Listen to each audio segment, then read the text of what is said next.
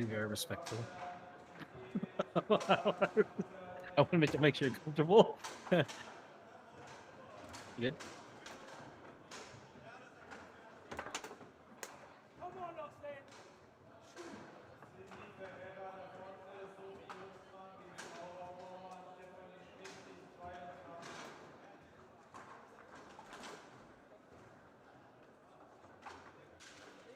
We're going live because I see a commercial over here.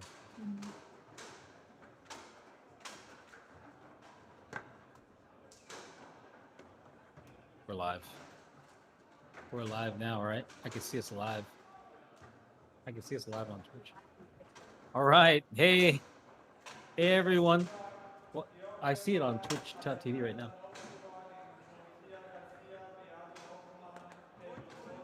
It's good to see you all. All right. So we are at the 2021 Leonhart World Series, which is the World Championships of foosball. My name is Mark Torres with InsideFoos. I got Miriam Ali. Go ahead. You want to introduce yourself? Miriam Ali, also with InsideFoos. And this was like a hallmark moment. It's an exciting thing to take foosball in Germany with their premier event on the premier table in Western Europe. Their biggest championship outside of the World Cup, and to cover it 5,000 miles away, if that's not an exaggeration. We're thousands of miles away remotely. I mean, it's pretty incredible to be doing this right now, isn't it? Technology is wonderful. And also just, this foosball community, like the fact that we are close enough with the Germans to be able to do this is amazing. If you don't know Miriam, I'm sure you probably don't, but she's got the best hair in the history of foosball. You see those luscious I'm so excited. And I don't know, besides like a very congenial, respectful hugs, I've never been this close to her hair. It's making me crazy. So, but I think we got foosball happening right now. And if you're not familiar with foosball, it's it's a sport that's been around for decades, and it's a sport taken very, very seriously by many enthusiastic competitors who train incredibly hard to learn the skill to be good at the sport. Miriam, talk a little bit about your experience with foosball. Yeah, so we work super hard to play on a world stage. Like we train. I was having a conversation with my boss yesterday about. I was telling her, I'm in the South, so I had some fried chicken, but now I have to today I got to focus and eat right, because last tournament I didn't eat enough protein, and I wasn't able to make good decisions on the table because I didn't have enough protein. So every little thing matters. We do drills to get our body, the memory, the muscle memory going. We have to eat right to make sure that our brains are functioning and we can really focus on the table. And we study our competitors too. So yeah, it's intense.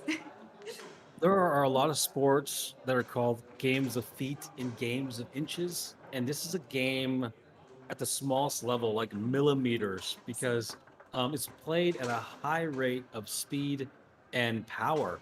And we're talking about a very small space that this ball is moving very quickly. And the techniques and the micromanagement, the micro muscles used to execute at the level that pro players, master players, even the weakest tour player can pretty much manhandle the best bar players out there, like any other sport. Yeah. Right. Yeah. But when we talk about a game of millimeters, you hit the ball, and the difference between it going in and rimming the corner of the goal and skipping out and going across the goal is an infinitesimal measurement. Just the tiniest thing. And there are all these micro, how far back you put the ball before you hit it is so important. And it's millimeters. It's millimeters that make all the difference. And so it's a really exciting game. I don't want to generalize, but it appeals to.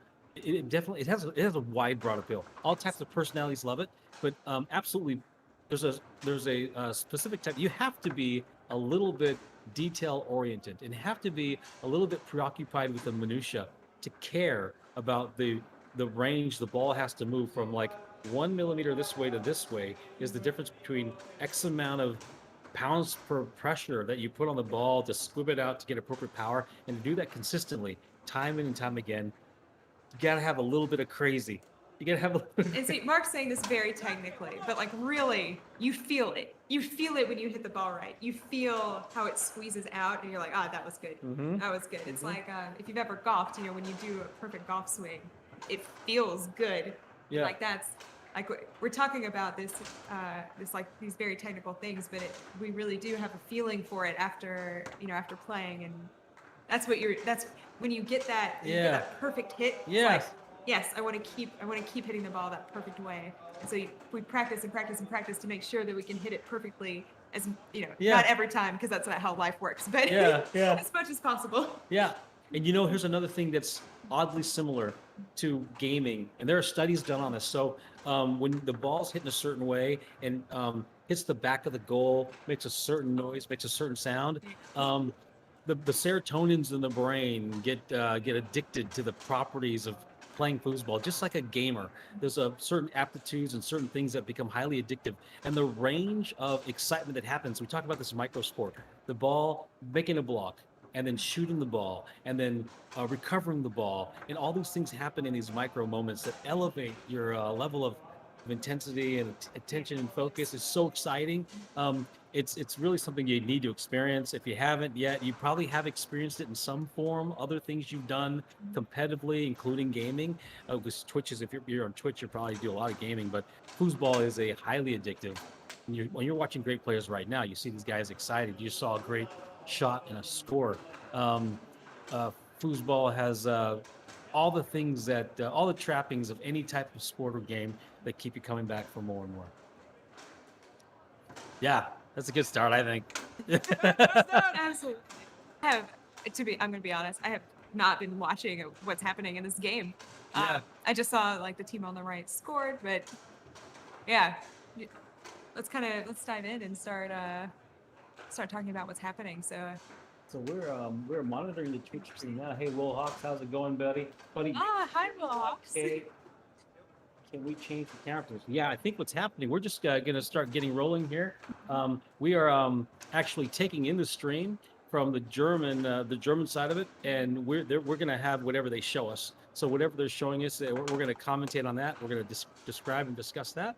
And you're starting to see here they changed the camera view for us, and it looks like it's 1 game to it's 1-0, 1 game to 1 game. So it looks like it's 1 game all. If we're seeing that correctly, we probably might see names populate here in a second. I believe if you can access the online bracket, Miriam, I believe this is table 80. No, you don't have to. If you want to, we could find out who's playing, but get some more information for all the viewers out there. We see what the classic, what we call Euro style pin. So the gentleman is putting the ball in a front pin position. He's setting it up on one side of the way. A great push kick. Try to push kick on goal. Blocked. Yeah, let's see. It looks like we've got on the right here, we've got Leo Stamera and Robin Hanka. And then on the left, we've got some Czech players, Vladivo and Race. Unfortunately, I don't know which person is which. I do know on the right there that Hanka is in the back. Like he's playing goalie. It's got to be Leo Stamara in the front there. Yeah, absolutely. Yeah, Leo Stamara looks like Drake. So he's a photogenic, stunning man. You'd know right away. I'm married, by the way. Married with kids, but just to say, he's a good-looking dude. So he's the forward over there. Forward. He's from Luxembourg, but he lives in Germany. And for those who don't know much about foosball, I think one aspect that we should talk about today is multi-table. So we're watching the World Championships on Leonhart, and Leonhart is the brand of the German professional competitive table. And so it's the table that everyone plays in Germany. It's not the only table in Germany, but it's the main competitive table in Germany. And Leo lives in Germany, so obviously he's very good on this table. But he's from Luxembourg, and they actually play on the French table. So this isn't his first, it's not his primary table, and he's still this good. Yeah. I played this table for the first time in Texas. They had one out, and I could tell you that as far as German quality goes, and I know they started producing this table in the 40s, this table is built like a tank. It is an amazing piece of manufacturing. It's incredibly well made.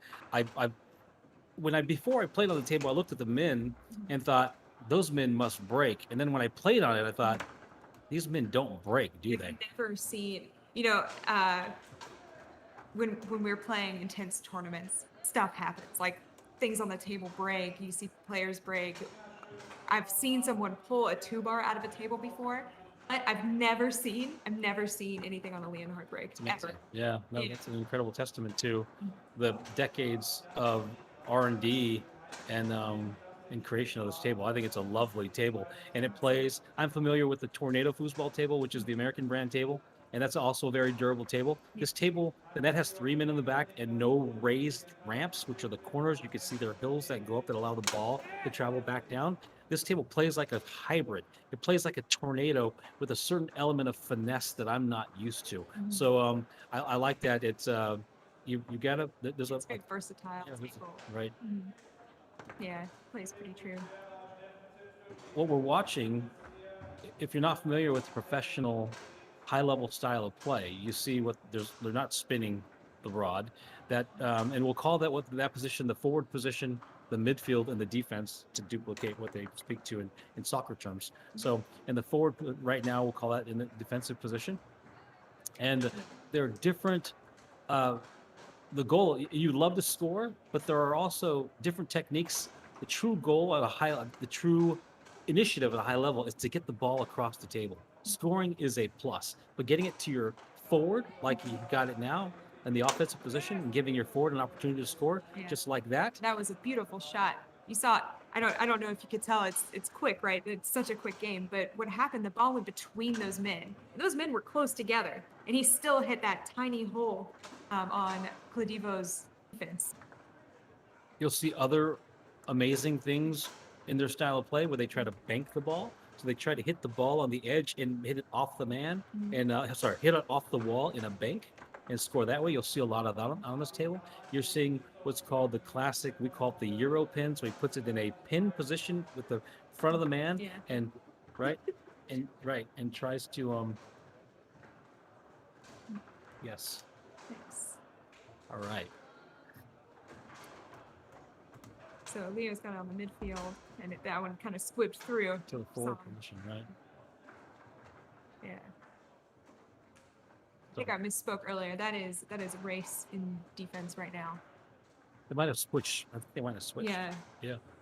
So what you've seen right now is called a timeout, and you get 2 timeouts per game, and a timeout is a big deal. Timeout gives you an opportunity. So when we talked earlier, when we introed this about the level of micromanagement that happens, and this is a great view, right? Look at this view. You get to see the players. You get to see. Look at Leo. Leo is the gentleman on the right. He's about to take the shot. You see him on the left side.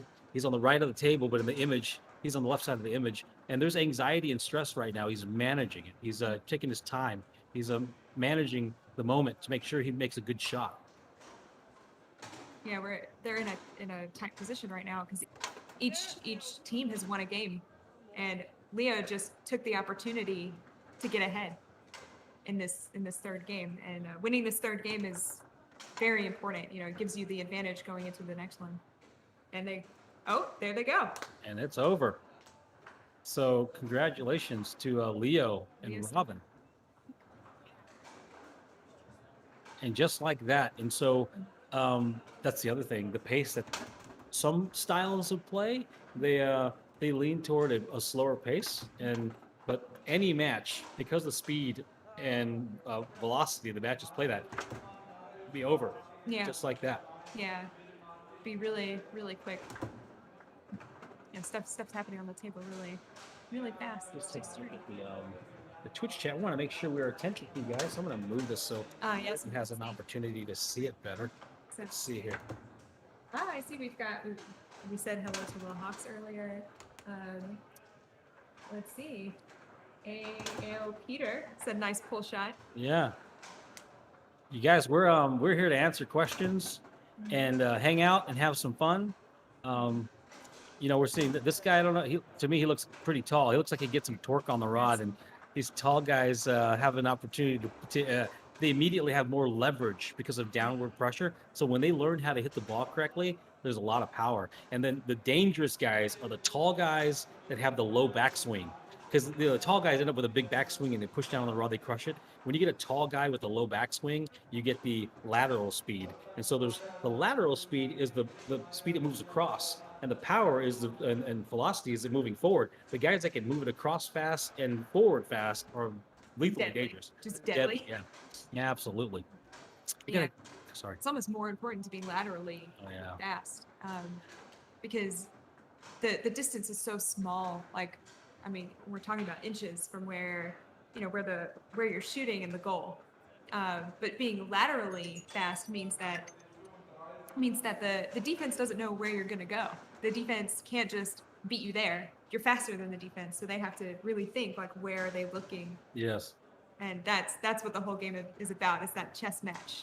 Yeah, I'm going to tell you a fun story where I learned this. One of the very first days I went to an arcade, I went to go play foosball there. My brother played foosball, and I started playing this guy, and his pull shot was so slow, I thought he was kidding. And I didn't know he was Ray Cota. He's a left-handed player. And I thought, you've got to be kidding, right? But his right arm was so weak that I thought it was a joke, but he scored on me 100%.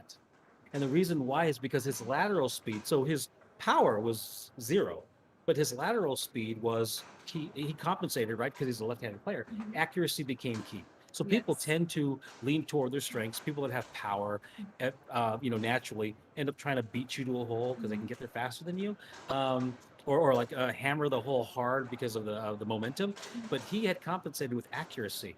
So I actually thought he was messing with me. Yeah. And he scored it. And I'm like, what is going on? And that's when I came to know. And he became a great mentor for me because this 5 bar was so good. He got the ball every time.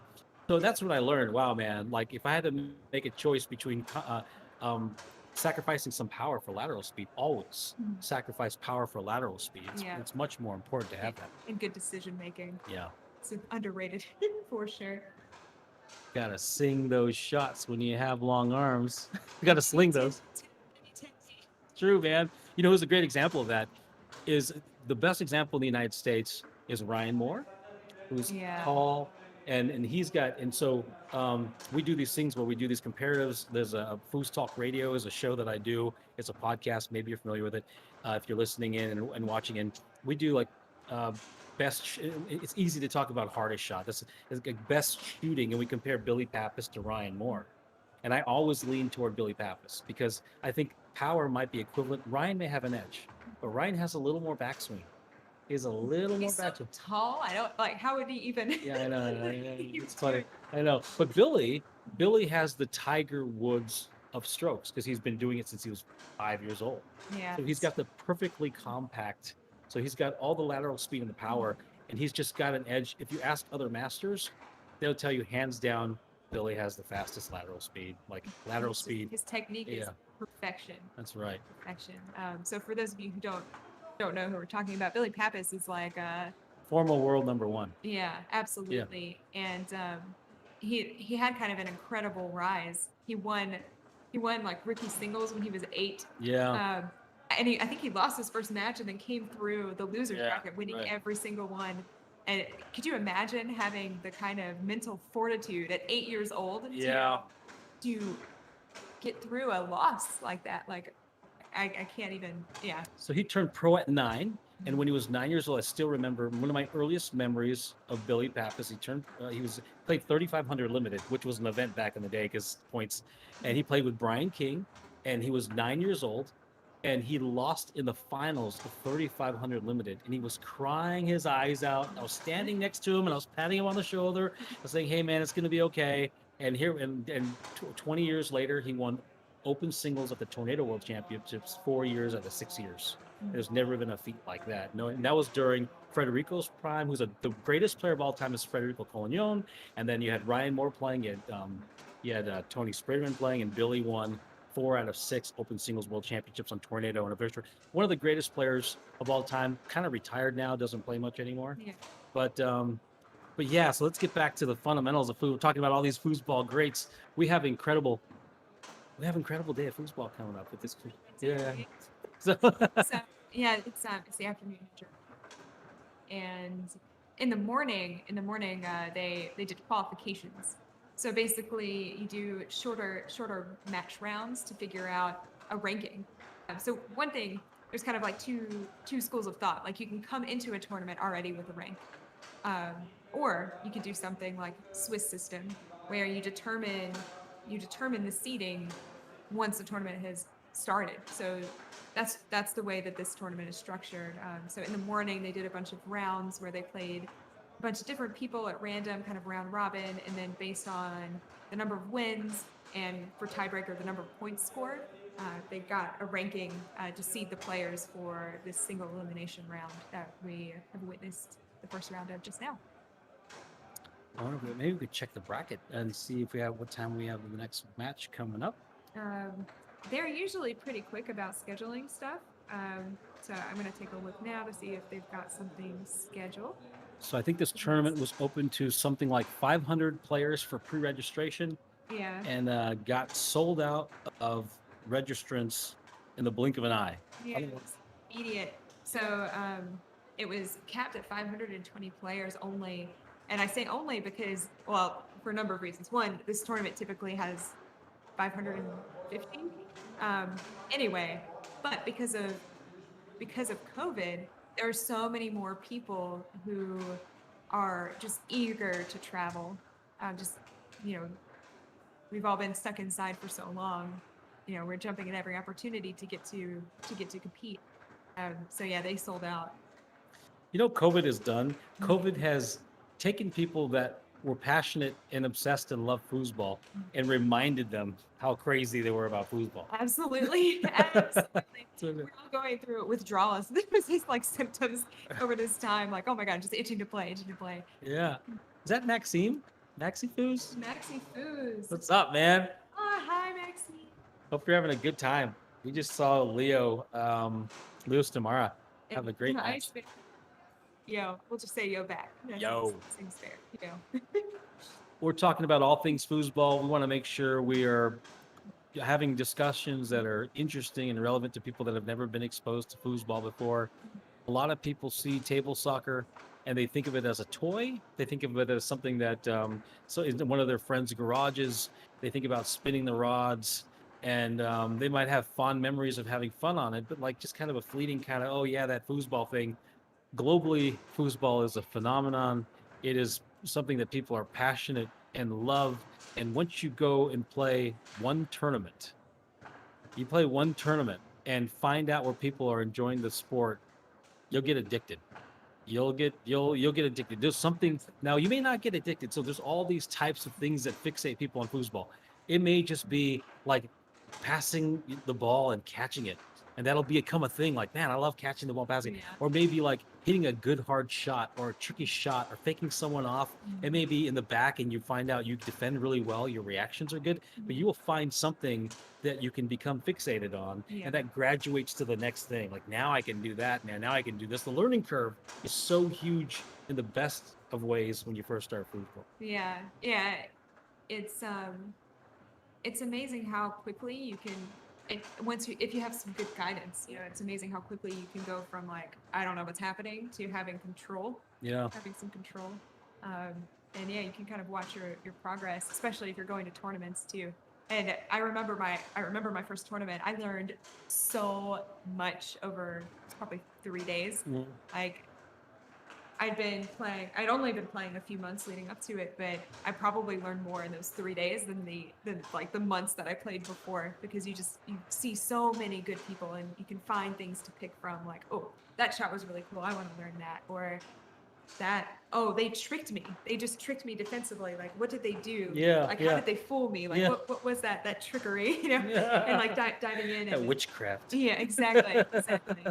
All these things that you can pick up from other people. And one of the amazing things I think about foosball is that so many players are willing to share. Yeah. Yeah. 99% of the time. So first of all, wherever you are in the world, mostly in the United States for sure, wherever you are, there's likely a group of people playing foosball that are very, very inviting, that want you to come in, will embrace you and teach you stuff and show you stuff. There's a local draw your partner somewhere. Yeah. You can go there. You don't have to play. You can go watch. You might have some familiarity with the game somewhere. You played it a little bit and it was intriguing. It is a good social experience to go hang out at your local draw your partner. And then there's, if you were in Western Europe, like in Germany where they are now, and you want to go see a big tournament, my goodness, especially as COVID starts to die down, preferably, hopefully, you get all these opportunities to see these great players play foosball. France, we're talking to Maxime Blin in France, and he's on Twitch here chatting, and France is a hotbed for foosball. You can find foosball everywhere in France, and they have their own unique table called the Bonzini table. It is a highly technical piece of art on its own, and Maxime's probably the best player in the world on that table, right? I mean, I don't know, is he the number one ranked French player? No, in my mind, he is. You know, I'm biased because I like Maxime, so in my mind, he is. It's probably Federico if he wanted to come out and Yeah, play. Federico for sure. No, there are a lot of really good French players, and actually, the the people who won the last Leonhart World Series are from France, and they are also Bonzini World Champions. Wow, man. So Yeah, that's you know, good. you get some of these players that are so phenomenal on multiple tables. It's like it's there's it's so hard. So we're talking about these different tables, but um, let me try to kind of explain like how different they are. So on Bonzini, the players are made of metal. On Leonhart, on Tornado, on the others, they're all made of plastic, but they're all different kinds of plastic. So the material of the guys are different. So that's already vastly different. You know, the way that you swing the guy feels different. The weight of the rod is vastly The shape different. of the foot, the The depth. shape of the foot, Yeah, which yeah. matters for how you can control the ball. And even the material of the ball is different on each table. Some of the balls get divots in them, and so they don't roll exactly straight. Some of the balls are stickier, some of them are harder. Um, so it's all about like every table is different. And when we're talking about these like millimeters of difference, if you get very good on one table, your muscle memory doesn't work on the others. It just does not work. Yeah. Because the ball placement is different. The way that you contact the ball is Weight of different. the rods. I mean, it's still different. Yeah, everything is different. But you know what it does, though? So the analogy would be tennis. You have clay courts, you have grass courts, you have concrete surface, and it adds for a robust, diverse, rich experience where people can come with their different styles of play. And the World Cup, which is in not France next year, is the culmination and I guess accumulation of these tables and the greatest competitors from around the world playing on each other's tables, mind you. So I hope if you're not exposed to foosball, this is your first time. I hope what you're getting from this is it is a lovely, rich, global experience, all types of different flavors, and it's just fun to get started. It's not really a complicated thing. At the end of the day, you got to grab those rods and defend and block and pass and score, and that's what it boils down to. Can you do that? Can you do that stuff? And no matter what your level is, you can.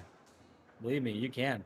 Um, I have a good friend who's a beginner, and we play foosball, and I've been playing for a long time, and he scored on me. So, you know, it's you could score on me as a pro player easier than you could score a basket on Michael Jordan.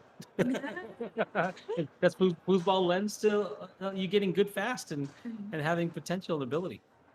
So we're just checking it out here. We're at the Leonhart. If you're just joining us, we're at the Leonhart World Series, which is the Leonhart World Championships, and it is St. Wendell, Germany. There's five. Sankt Wendel. Okay, Wendel. hey man, listen to the person who actually can speak some German. 520 players at the premier World Championship for the Western European. It's the biggest championship in the world next to the World Cup. And then we'd say that the Tornado World Championships in the U.S., where we actually are now. Yeah, we're physically here. I'm competing later today at the Tornado Championships, and we don't know exactly how many players are going to be here. Because of the COVID restrictions at Leonhart, they're set at 520. Here, I think we're expecting 600 plus. Yeah. So here we have the Estamera back at the table. Ah, he gave yeah, us a smile. give us a peace sign. He's warming up his push shot in the back. So push shot is he set that ball up on his defender area. We're going to refer that to the defender area, midfield and forward. So he's defender area, and he's pushing the ball and hitting it. One of the first things you may learn when you do foosball, push the ball and hit it. Now you see him hitting it. If you could follow the ball, and he's I think he's trying to shoot those very short holes there. He's put the guys down to make sure he can get precise. Like, okay, if this defense is here, can I thread the needle and get the ball in? And he can. Yep, it's a really good shot, first shot to learn. A lot of people learn their first shot as a push shot. So he's pushing the ball and hitting it with the same man if you can't see it. And they do that. It's easy with this position to see the holes. What I mean by the holes is there's gaps in the defense. So the defenders go down typically and they're moving. And so real time, you have to time or you have to understand where that gap is going to be and whether you're trying to score the ball or pass the ball. Now, this is the inverse. It's called a pull shot for obvious reasons. He's setting the ball up, he's pulling it, and he's hitting the ball. And he's shot that ball across the table, right? He's just showing off. I know. You know, he's showing off in there. Now he's casually walking away. Yeah, it's a thing. It's a thing. Like if you're on camera and you're a master player, you just say, "Hey, I'm gonna come shoot a couple shots and gloat a little bit about my skill set, and walk away." Yeah. Leah Smear. I love how on this lower right screen with this view here. Now, how's your German, Marian? What is Lynn Tran, who's the great woman pro? Lynn Tran. She is the reigning women's doubles multi-table world champion. So at the World Cup in 2019, she won with her partner Lily Andres, and she's also the reigning Leonhart world champion with her partner Ekaterina Surbulescu. So very, very good player. And yeah, that's her face there. It says, I don't know what Vexelanger is. It's like the new something. Bearing? Now testing. Yeah, it must be bearing. Bearing or bumper? Or bumper. Yeah, the new bumper now testing. So they must have the new bumper on some of the tables so the players can feel it and get used to it. That happens all the time. These manufacturers want to make the game better. So all the time our tables are changing. Thank you, Max. Oh, thank you. So the new interchangeable bearings test now. Got our translator, Maxime. Someone has asked, only Ganja Tanya, can we bring back blacklight foosball?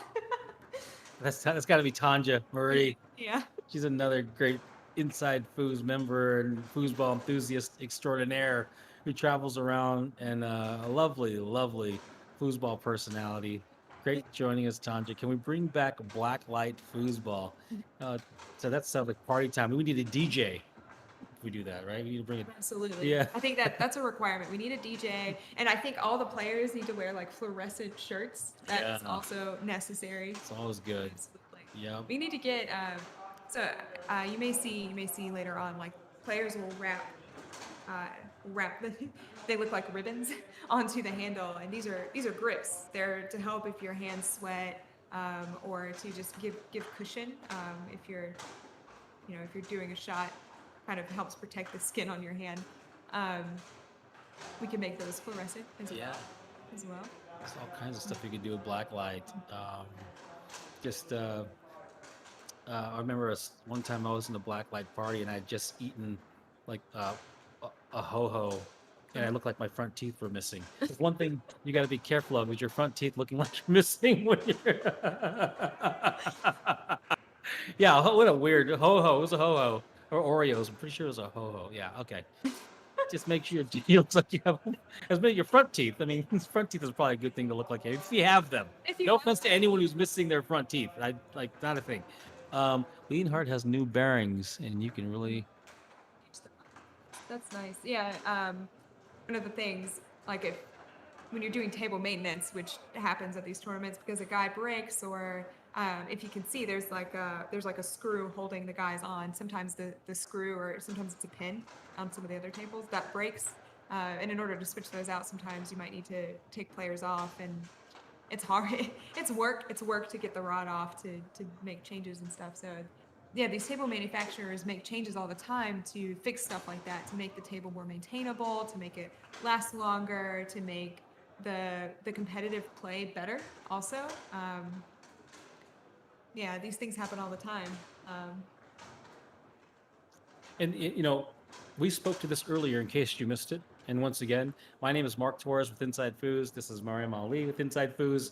We're at the Leonhart World Championships. Now we are physically at the Tornado Championships in Lexington, Kentucky, and we are remote broadcasting the Leonhart World Championships, which is in, pronounce it for me, please. Sankt Wendell. Okay, that's it.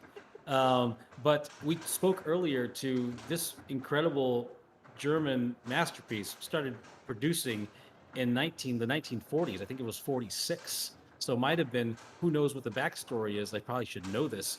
But this table has been manufactured for decades. It is a high quality piece of foosball competitive tournament play. And it's a third generation family owned. It's third or fourth. Christian is actually the current proprietor of Leonhart, but they're still working on improving the table, which is lovely, right? There's still things they can do to make their table even better 50 years later. It's 60 years. Jeez. Just like us players, 70 years. constantly trying to improve, Yeah. constantly trying to get better. The Yeah. manufacturers are the same, Trying to improve their table. especially Leonhart. So what kind of questions we got out there? See, someone earlier, let me see what's up, was asking about Team Manchester. Shorty Eid was asking, "Where's Team Manchester?" I'm sure they'll pop up. They'll pop up here shortly. If I had to take a wild guess, I'm trying to eat something after a good night of drinking is my immediate guess. But what time is it over there right now? That's a good question. What time is it here? It is 5:21. So 5:21. then they just started drinking. So They they're, just- they're past breakfast. They're past all that. They started drinking. No, they're probably. I mean, the way these things work, you want to eat when you have a chance, and so if they're either on a match on one of the tables that we can't see, or maybe they're out getting food. Yeah, yeah. Getting some currywurst or something. Some bratwurst. So Will Hawk's asking who's going to win this weekend, Leonhart. You know who's very qualified? It's probably Mario can tell us who's going to win Leonhart this weekend. Yeah, I see. A.L. Peter said Felix Druze. That's also my pick for singles, Felix Druze. He started playing when he was very young, and he recently won. There was the German National Championships, the Deutsche Meisterschaft, and Felix won singles. So I think he's a pretty good contender there. I agree that doubles is different and difficult. I don't even know who he's playing with. We can check that a bit later. Was this Thomas? Because Thomas might have something to say. Thomas Haas is also an incredible singles player. And actually, as a matchup against Felix, the first time that he's lost to Felix in a major competition was at the Deutsche Meisterschaft. Really? Yeah, he won the semifinal. Or Felix won the semifinal against Thomas. But Thomas got to the final and lost to Alex. Or to Carrera. Didn't Carrera beat Thomas Haas in the final? Not at the Deutsche Meisterschaft. But that was Steinbach. Maybe I'm getting my tournaments confused. I think so. Yeah, Yeah. Steinbach. That sounds about right. So at the Deutsche Meisterschaft, Yeah, the yeah. German National Championship, Thomas came in third because he lost the semifinal to Felix, and then he won the playoff. I don't remember who he faced, but yeah, an amazing player. So I'm really excited that we get to see him. So Thomas Haas was the. Is this Thomas still? Let's take a look at his face. Let's make Yeah, sure. this He's got him. Thomas. Yeah. Absolutely. Okay, there he is. He looks like yeah, I thought so. I'm like, it's not immediately thought so. I really like Thomas Haas. I've had multiple opportunities to talk to him.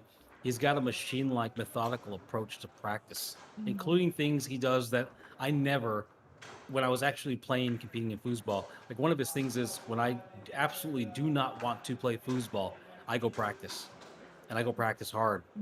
And he's training himself to play even when he doesn't want to play. Now, I can never do that with anything. I don't have the discipline to do that with anything. And here's a guy who's like, you know what? I'm not feeling it, so I'm gonna go do it. He's so motivated. and he's also an amazing multi-table player. So he won singles at the World Championships multi-table in 2017, and it was a big upset. Actually, he wasn't expected to do well. He hadn't won any major tournaments before that, but because of his work ethic and because I think Thomas's strength outside of his practice, like his discipline in practicing on the table, his strength is information management. Absolutely. So he's always learning and he's saving that information and using it at the right time. And Yeah. he's hiding information and showing it at That's master level stuff. So we talk about all this continuum of skill and knowledge and competitive ability, and at the base level, it's being able to successfully execute a pass. Execute meaning do what you want to do when you want to do it, and then you get into these layers where you get past that level of stress and that like base level foundational skill, and then you get into when you get beyond that, like go 5 layers deep, then you get to a spot where you can execute something when you can execute something when you want to, but you save it. You save it for I can score this point. I'm going to save it for when I need it. That's a highly elevated level of play. I'm familiar with the Masters in the U.S. and one in particular, just for these purposes, won't say names. He would purposefully shoot at a certain spot from his 2 bar that he knew was going to get you to block that spot. So when he knew he could, he'd shoot the other. I don't have the skill set to save that kind of stuff. Like I got to shoot to win every time. It takes so much discipline and Confidence. planning. Yeah, and Yeah, confidence yeah, too. Like yeah. I know that I can hit it exactly when I need Yeah. it. Like that. Oh. I'm going to hit it in the Sorry. wrong spot. I'm going to hit it in the wrong spot to get you trained. And then, like, I know this, and there's another thing that Masters will do. So, the Masters in the US, a lot of them will lose the first game in singles against any level player. And in that first game, if you don't have enough, if they see everything they need to see in the first game, you're done. You're going to lose the learned next 3 everything games. they need to know Yeah, about you. they know exactly. And even if it's 2 or 3 things that they know they're going to take away, that's it. You're toast. And if you don't have anything beyond that, if you don't have a secondary or tertiary plan, like many experts and below do not, this is the one plan they got, Yeah. you are toast, man. And so then that gets into all these odd spaces where masters against masters and what they did to each other last time. And my latest example of that was I played in a big open doubles match in a pit table, and it was me and Billy Pappas in 2017 against Tony Spredeman and Robert Mars. And I exploited all the passing lanes. I exploited all the. I didn't shoot at all. I exploited all these lanes, and the reason why I did that is because I hadn't practiced foosball in 4 years, and then I'm playing at a tournament. So what they didn't know at the time is I couldn't shoot. Yeah. Yeah. They didn't know They this. didn't know it. However, what happened next is he completely changed his defense the second time we played, and then so let's talk about the third time. I just played Tony recently at the Beach Town. Tony's the #1 player in the world right now, by the way. He's a Leonhart Open Singles Yeah. world champion. And he can't reigning. even defend his title. Yeah, because he's here. Yeah. But just in brief to capstone the story, I'm playing Tony at another tournament earlier this year, and I'm immediately looking for the defense he gives me if it plays back to the defense he gave me last time I played him, which was 9 months before. Is he gonna? If I knew that if he's immediately taking away all the passing lanes, then he's hearkening back. So there's all these levels of play. But let's focus on what's in front of us. So we have Thomas Haas here in goal on the right, and then we've got Mark Dost in the forward position. And then on the left here, as we mentioned earlier, that's Felix Druse. And I think Christian. Felix is playing with Christian Heber. Christian Heber. All right. So we'll see Christian come up in a second. So we've got these fantastic players. Thomas Haas and Felix are really good friends, but on the table, it's intense. They know each other very well. They've played together before, and so I think this is going to be a very good matchup to watch. What I love about Thomas Haas' game too, and I'll be unashamed saying that is the game I know the best because that's the only one I've really watched of these guys. I'm getting exposed to a lot of great German players for the first time, or wherever they're from, Western European players. I'm getting exposed to Eastern European even. I'm getting exposed to European players really at this first time with you guys. I'm sharing this experience with you. What Thomas Haas does really well is he has an incredible push shot from the 2 bar. from the defender area. So we're referred to defender area, midfield, and forward. And Thomas Haas generally plays the defender area. We spoke earlier about the push shot being you set the ball up on the position nearest to you and you push the ball and hit it. He's become maybe the foremost push shooter in the world. Thank you for subscribing. Thank you for subscribing. But you watch this. You watch Thomas as he gets possession in the defender area, and how he can exploit the openings. It's a reminder too that when you start playing foosball, mastery of any single thing can be enough to get you to a championship level. A lot of guys, me included, gals, learn all kinds of different stuff, and it's great. It's fun, and it's become a jack of all trades. There's equal value in investing in a couple of skills and maximizing them, and we'll see how great push shot. If he doesn't let me down, Thomas, why don't you show us what you got, Thomas? I know, and in this particular event, it's kind of a specialty event, like classic doubles. So the ball actually starts at defense, and typically in the regular events, we start in the midfield instead. So this is an opportunity for Thomas to really shine, because he's going to get the ball a lot, and he's going to have the opportunity to control the game more than he would in one of the regular events. We could highlight a little bit more. Once again, my name is Mark Torres with InsideFoos, and this is Mariam Ali with InsideFoos. We're at the Leonhart World Championships remote. We're actually physically in Lexington, Kentucky at the Tornado Championships, remotely doing commentary on the Leonhart World Championships. And classic doubles. So there is a modern shot. It is called the rollover, termed in slang the snake shot. That modern shot was really brought into prominence in the 90s. Classic doubles is a throwback, a novelty event that removes that modern shot. It's a fun event. It kind of shows you skill sets that aren't utilized as much anymore. It kind of removes the modern, it absolutely removes the modern rollover shot from using it in offensive play. Yes, absolutely. It's talking about the rollover. That is by far the most popular shot in the world. It's a very effective shot. You actually shoot it with instead of using your hand on the rod, you use your wrist. And I'm sure we'll see it later, and we'll call it out. If we get a mixed doubles match, we'll probably see that shot and we can call it out. But in this particular event, it's not allowed. And so we'll see stuff. Felix is probably going to be shooting a pin shot. There he is. He's practicing. He practiced a snake shot right there, even though he can't shoot it, so I don't know what he's doing. I think we might have missed some good stuff. Let's scroll back in the chat for a second. So Felix, thank you, Will. Felix won the World Cup Junior when he was 13 years old. That's amazing. And we got some predictions that maybe Yannick or Jamal will win. Is it in doubles? Okay. Yeah, that's Jamal Alalou and Yana Correa from France. So if you are following along on the brackets, which you can find if you go to tablesoccer.org, and then look at tournaments, you can find this one, and the brackets are in there. We're looking right now. We're looking at the commentators, Daniel Zorger, and I can't remember, is this Dominique maybe? These are the German commentators. So there's another stream for German speakers, and we are the English commentators for the day. If you're interested in listening to the beautiful language of German, you can find this on the German stream. Maxime is correcting me because I'm just speaking nonsense. Yannick is from Luxembourg, France. Excuse me, and I know that. I'm just,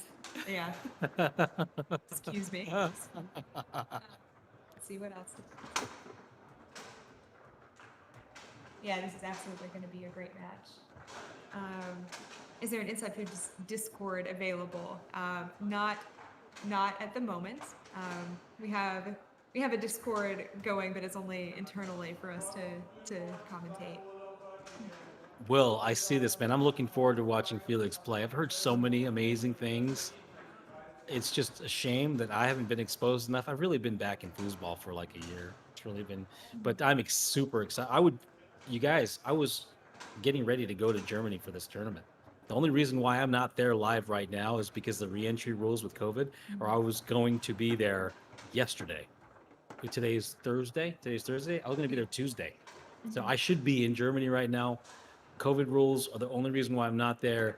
I am absolutely going to the first opportunity, and it could be as early as October, or it could be later in the new year.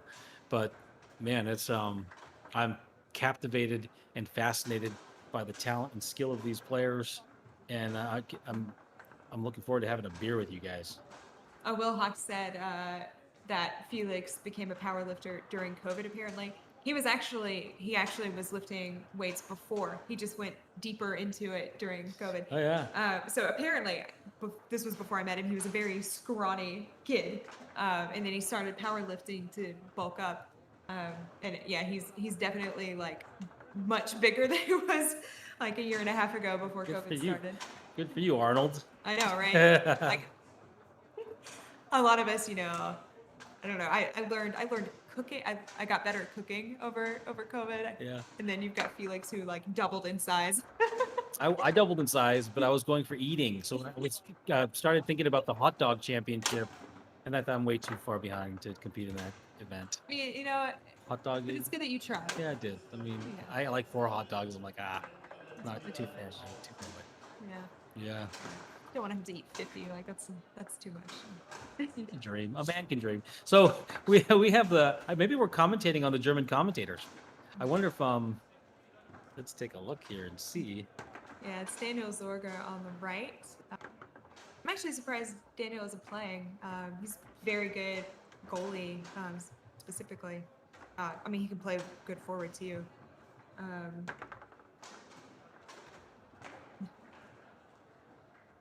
You know, the chat is talking about Yannick Correa, who lives in Luxembourg, not France. I don't know what I was thinking, saying. Oh my goodness, I'm embarrassed.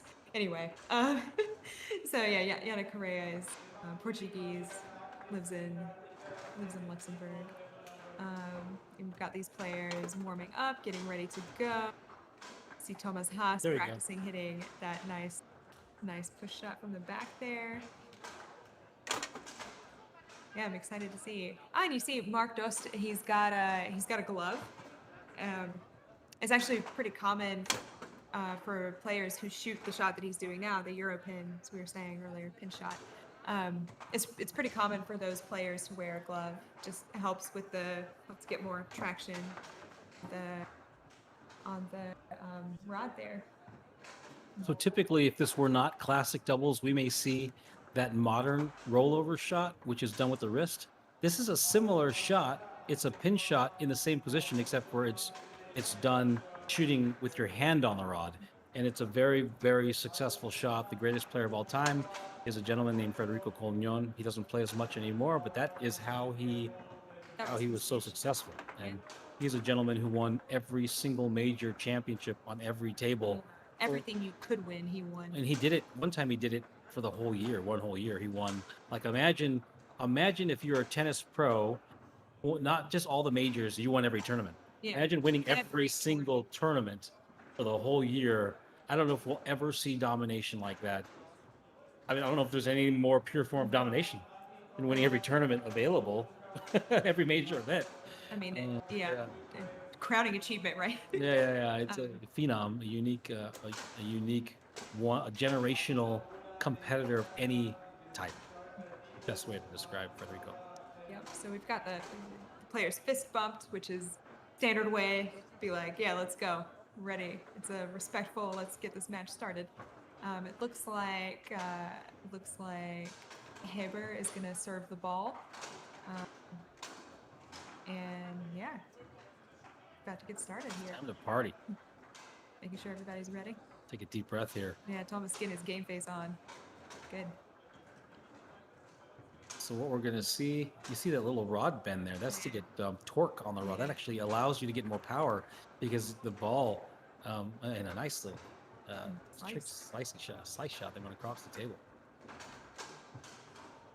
So he's dancing the ball around right now and shooting. We're looking at the players now. I think the good thing about when you see the players' faces, you see it's not casual at all. There's anxiety and stress here in this match. He's just getting started. Of course, to form, he's not shooting his push shot. He's shooting a pull shot because Thomas wants to embarrass me. I'm sure he'll bring it out too. Yeah, He's yeah. been practicing his pull shot. Quick We get the replay here. replay. And you're going to see it split them in just like that. What a beauty. Yeah. So they get the serve in the defender area after the possession change. So he scored a point. Oh, what a pass. That was beautiful.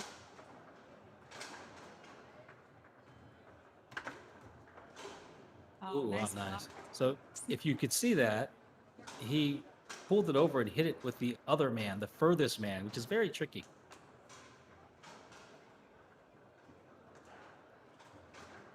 So we're seeing a pull shot here, Yeah, pull shot. and he shoots a kick instead. So he sets it up in the pull shot position. He's going to pull and shoot it. He has the choice: hit it with the same man or the other man, and he hit it with the other man. We call that a pull kick. He pulled it and kicked it.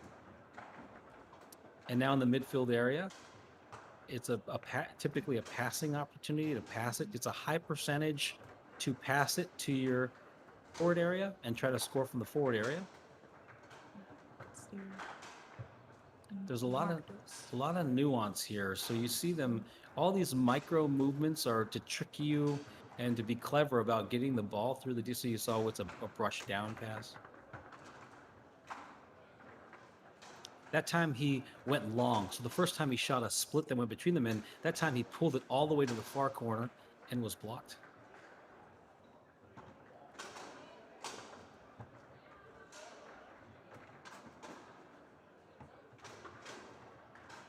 Yeah, Felix passing against the wall again. So you see all this movement here. All this movement, there's two types of movement going on. The forward has the ball, and he's trying to find the open hole, and he might do movements to fake, and the defender's doing the same and the opposite. He's trying to make movement that confuses the forward from which hole's going to be open. And a game starts within the game. Get a hard pull shot that time, hit it with the same man. The game that starts within the game is, and it is it Felix? Because Felix is on the left. Yeah, Felix is the forward on the left. Right. So if you get in the players' heads, they're building the narrative, is what I like to call it. They're building the story by which they intend to be successful later in the match. I'll speak to that in a second. Okay, Thomas once again has the ball in the defender area. He shot a pull kick, but I think he might have tried to bank the ball. Yeah. Trying to bank the ball and bank it off the wall.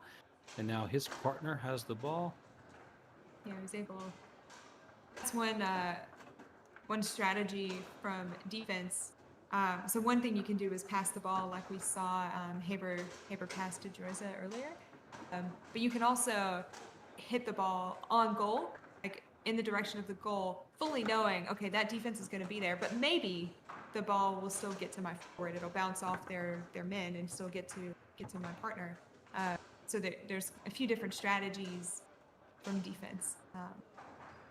So we finally got to see that push shot I was describing, and Felix hit a great long pull in the pin position.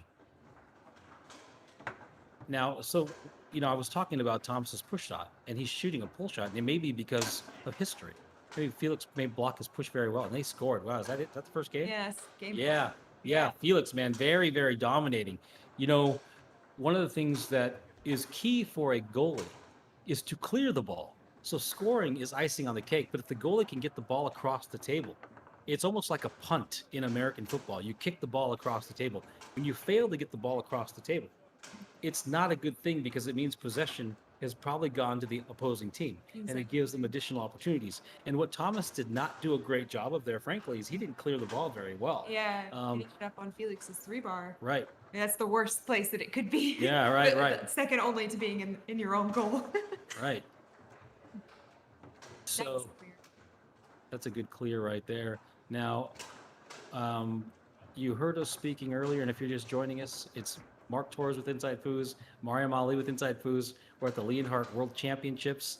and we're remotely doing this broadcast. We're actually in Lexington, Kentucky. This is a remote broadcast, but that time he tried to shoot the split again. Now let's see what Thomas does here. We haven't seen Thomas's push shot. There's a reason for that, and it's probably history. It's probably he's not really comfortable. Maybe Felix has a tell or has a good command and confidence against Thomas's push shot, and so and maybe Thomas has had success with his pull shot, but Felix clearly has control of this match from at this point. He's scoring almost at will. He's only missed a couple of shots. He's picking Thomas apart with the middle shots. Okay. He's Switch now to the push. back to the push. Yeah, I suspect that it wasn't that Felix had keyed in on his push shot, but more that Felix hasn't seen Thomas do the pull. So it's more about the surprise. Yeah. Okay. Thomas has been practicing a pull shot a lot over COVID. Yeah. And because he's known for shooting a push, people have really studied that game. Yeah. They know what his options are, but the pull shot is more of a wild card from him. Although more people shoot it, so it's kind of maybe that balances it out because you see more players shooting it, so maybe it's more familiar anyway.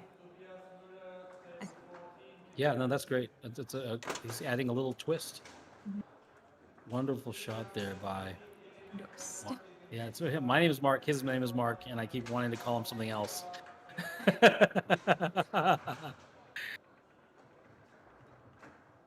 So Paper's reserving the ball here. Because foosball is typically played to 5 points unless it's overtime, you can feel behind even when it's 1-0 or 1-1. If the opposing team has momentum, what a beautiful little pull kick pass. And now Felix has the ball in the forward position. He's been shooting splits. Successful with a split. Oh, that's a nice little the alternative, hitting it. So what he did was he had it, and it looks like he's going to hit it with the middleman, but he hit it with the far man.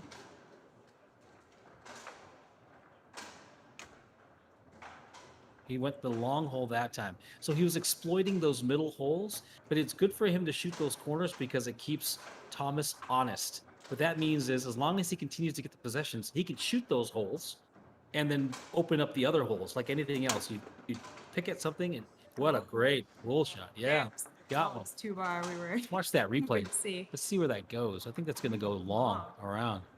Wow, that's super long. Look at where that 5-bar middleman is. That's a super long. Yeah. That's He's definitely been practicing. That's a super shot. Now, what that does is opens up when you can hit that hole. It opens up the rest of it. Yeah, now that goalie. And then you shoot. There he is. Exactly. That goalie's scared. The goalie wants to stay long so he doesn't get that shot again, and leaves that. So he went long the first time, then he went short that time, and it's almost like a boxing match. You keep punching someone in the head, and then they leave their stomach open, and what two great shots by Thomas. So now they Thomas puts the pressure back. If Felix goes that split hole, then he's executed he went long. So great choice by Felix. He keeps pecking at those long holes. So he started off shooting the inside really well, and now he's went both corner. Keep Thomas guessing. Now it's a little bit of stress on Felix because Thomas has been scoring the last couple of times. He gets hot. There's a pull kick. I don't know if he meant to bank that. It looked like he was going toward the wall. Nice little alternative, like a push pass. He tried to pass the ball to his forward, which is a great alternative. It could be dangerous shooting across the middle. Bank. That's Thomas's responsibility is to grab that ball when it goes in his area. Now we have Felix in the forward position. Yeah. Kind of fortunate. He felt like like I messed up. I step up and get this block.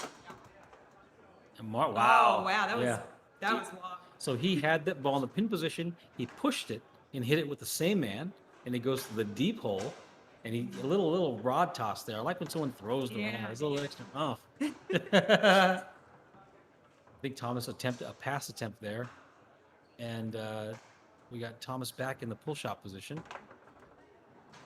Oh, ooh, reverse push kick. Thomas shook his head like is very close. Oh, see, this is a good sign.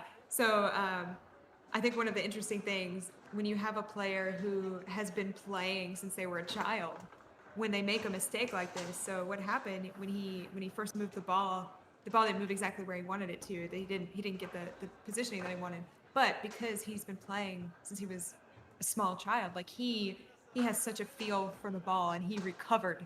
He recovered and took Thomas by surprise. Got It's a beautiful. push kick. So we're seeing all kinds of different. But the thing I love about classic doubles, and I love the rollover. Don't get me wrong.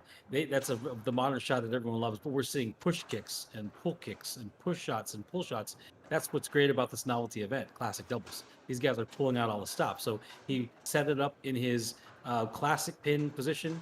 He missed it. He recovered quickly. He shot a push kick. Thomas was caught off guard, and now we got a really tight match here. It's all tightened up. So Yeah. Mark with the ball in the midfield tries to pass the ball through the lane, which is the gap between the men, gets blocked, and now we have Felix. He tries to pass downward to brush down, brushing the ball down. He He lost it. just misses the pass, and then he goes up this time. What a beautiful up pass. He's got Thomas guessing a little bit. Let's see if Thomas can make the big block here. Now in the forward position. Trying to shoot the split. Yeah. Which which which we think is a great choice, right? He went corners like 3 times in a row and finally hit a corner. Thomas shoots the pull kick and fortunate to rebound, picked up by Mark. Now Mark has a chance to put this one away and take it to a third game, because it's 2 out of 3 games, by the way, and it's 1-0. But Haber got the block. Yeah, Let's see what happens next. quick pass attempt, recovered, rebound, and now we have Felix able to make it 4-4 if he scores this point. He's won corners and then split the last possession, and he went split. Yeah. You can always tell when Thomas is like keyed in on the defense because he wraps his foot around the table. He's got his foot on the leg to get himself some more leverage. I see. Wow, now Felix has a chance to put this away. Thomas has been missing the recoveries, but he got that one. He's got the ball set up in the middle of the table. He's setting it up in the pull shot position, but he's been shooting everything, pull shots and pull kicks out of this position. Let's see if he goes for it here. He goes for it. It's off the man, rebounded and recovered by Christian in the back. Now Christian has a chance to put this away. It's in a front pin position, and he reverses it to a back pin position. Passes down the lane, and one more miss. Thomas was going to be regretting these missed rebounds if Felix scores this. Felix has 2 timeouts left, I believe. Will he take one? Yes. Yep. He's going to take the timeout. Thomas has got to be kicking himself. So as a pro-level goalie, there's some fundamentals. Clearing the ball is one of them, but the other huge, massive one is when the ball comes into your defender area, you got to catch that ball. Exactly. You got to Keep it in recover. your team's Yes. control. If it hits your wall and goes out, that's typically like an unforced error. Like, you should be able to recover that ball. And puts it away. Wow, great match. Let's see the replay here. Christian watching that defense. Is he going to go split again? No, it went to the long deep hole. So perfect. I mean, that's a masterclass in shooting. Really is. He had me guessing, right? Starts off with the inside. He shoots the corners to keep him honest. He continues to press the corners. Right when you think he's going to shoot another split, he shoots another corner. And then he shoots a split. And so now he's got me guessing. Thomas is obviously jumping around, doesn't know where he's going. In Thomas's defense, man, he scored 2 that game. 2 sweet pull shots from the back. So that match isn't even that close unless Thomas pulls those shots out. So wonderful play by Thomas on that end. Now, this is the thing too about master goalie play. You can score all day long, but if you're not rebounding the ball and catching it, and you're not clearing it, You're giving them more opportunities. yeah. So he needed to duplicate the effort just by getting 1 or 2 more of those possessions. And we talk about a possession game where 50% scoring and 50% passing is high level play. Those are good numbers. He's taking away extra possessions by not coveting that ball when it comes into his area. But that's exciting, high quality foosball. I'm so impressed. This is the first time I've seen. I believe this is the first time I've seen Felix play. Yeah, I might have seen him play actually in a World Cup, maybe one other time in a World Cup match, but I've had the pleasure of playing with Felix. So the last Leonhart Worlds, I was his mixed doubles partner, and there was a moment when they were showing his side of the table. He was chatting with his partner, and I'm certain he was being supportive, just being like, probably strategic. Like, Mhm. okay, this is something that I see. Be ready for this. They've got the ball, so be ready for this. Very, he's a very supportive partner, and he self motivates between every point. I love that. Yeah, Yeah, it's yeah, like yeah. he pumps himself up like, yeah, they've got the ball. I gotta block the ball. So he's telling himself, okay, it's blocking time, or okay, Yeah, yeah, focus, yeah, yeah, yeah, read. yeah, yeah. Yeah, it's good to see. I learned a lot. Yeah. I learned a lot by playing with him. What I love about that. So, here's what I love about that. So, I was an intense competitor when I played foosball, and some guys and gals, frankly, they get self-conscious and they are captive about their feelings, and they're captive about it's like perception management that the social experience is affecting. Which fine, that's your thing. I would talk to myself like a madman. I would like have full on conversations like, who's this person talking to? Like I remember I was playing with Adam Gilson in a pro doubles tournament many years ago, and he was like, "You're crazy, dude. Like you're not call timeout." Like what? You're He's putting like, call a timeout to tell you yeah, yeah, yeah. why are you Any taking. clean cuts. And recently, the last open doubles tournament I played with was the one with Billy Pappas, and we took fourth at the Hall of Fame in Las Vegas. I would call timeout, and I'd take off to get a cup of water, and I'm muttering to myself the whole time. All these people are watching, and I'm muttering to myself. I come back with a glass of water. I'm like having these conversations with myself, and Billy's like. He's like, Billy, I guess Billy's used to people talking to him during timeouts. Like, let's have a conversation. I'm like, this time. This is my time. This is my timeout. I gotta sort myself out. Yeah, yeah, yeah. Let me just talk to myself for like 5 minutes, bro. It's a 30-second timeout. Like, I need 5 minutes. Yeah. Yeah. I think you saw Thomas is more outwardly Yes, but expressive. Yes. yeah, and I think he's more in that style of Yeah. like, okay, I'm gonna take it for me. I'm gonna sort myself out. Um, yeah, and you see him like shaking his head when he makes mistakes. He doesn't hold it back. Yeah, I love Yeah. that. I love that emoting, engaging, emotional style of play. And it's funny. So I've been around foosball for many decades. I'm 30 some years around foosball, and early on, even and we had a chance on the radio show, Foos Talk Live. We do it every Sunday. We've had a chance to talk to these players from the 70s and beyond, like the very early beginnings, the people that invented these passes. Absolutely. Um, there were there were protagonists and antagonists, if you want to call them that. There were people that were loud, emoting, engaging, and there were people that built a style of play to combat that. And it was the stoic, non-cap down. We're talking about 70s with $1 million game. Nothing. They would never let anybody see them sweat. You couldn't tell. They passed the ball, dropped the ball like androids. These were antithetical styles. These were like the light and dark. Whoever you wanted to be light, whoever you wanted to be dark. The guy that was loud and the guy that was quiet. And those styles of play permeate to this day. People that enjoy their you can never tell that anything bugs me. I'm unflappable. The other guy that's like, I don't care. Like I'm on fire right now. I'm just losing my mind. You know. Yeah. You might the great Johnny Horton, who's probably clinically crazy. He's crazy. He was He's like a character. character. For sure.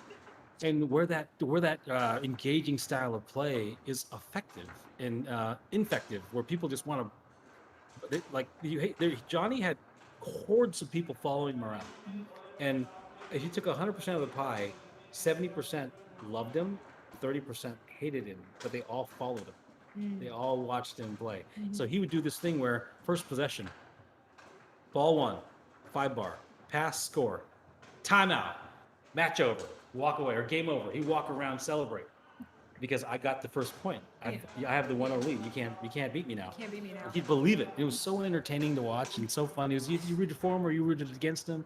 Everybody watched him. So there's room for all these personality types in foosball. It's so incredibly entertaining what you get, personalities. And I see, if Maxime's still here, he's like he celebrates, right? Yeah. He's a fireball. He's fiery. Yeah. There's room for everybody, unless you're a jerk, and then that's it. There's no room for you if you're a jerk. Like So let's see what else we got. National food. So yeah, we're talking about earlier. Yannick is Portuguese who lives in Luxembourg. I love the Portuguese. I don't know if that's appropriating or not, but I grew up in a Portuguese neighborhood. Little fun fact. That's not a pull shot at Mark and Miriam. What is it? What do we want to call it? A pull kick? I think that's what might have been. Yeah, Play goes. I think he'd shot. Yeah, maybe that's what happened. He'd set up in a pull position and ended up doing a pull. Yeah, yeah. Yeah, and Will Hawks is saying Thomas and Felix often play together, so they know each other's game really well. So actually, at the last, so we are physically at the Tornado Championships, and 2 years ago, when the last one that happened, Thomas and Felix actually came here together and played together. Oh, cool. Yeah, Yeah. yeah, and they did well. They won pro doubles together here, Here. and they faced each other in pro singles, and Thomas won. Really? Yeah. Wow, man, that's great, man. That's really, really cool. Yeah, maybe Thomas has a little leg up on Tornado. Yeah, well, I think in general, Thomas has won singles against Felix. In general, I don't know if that's changed. I don't know if that's changed now with Felix's win at the Deutsche Meisterschaft. We shall see. I hope they get to face each other again and we get to see it.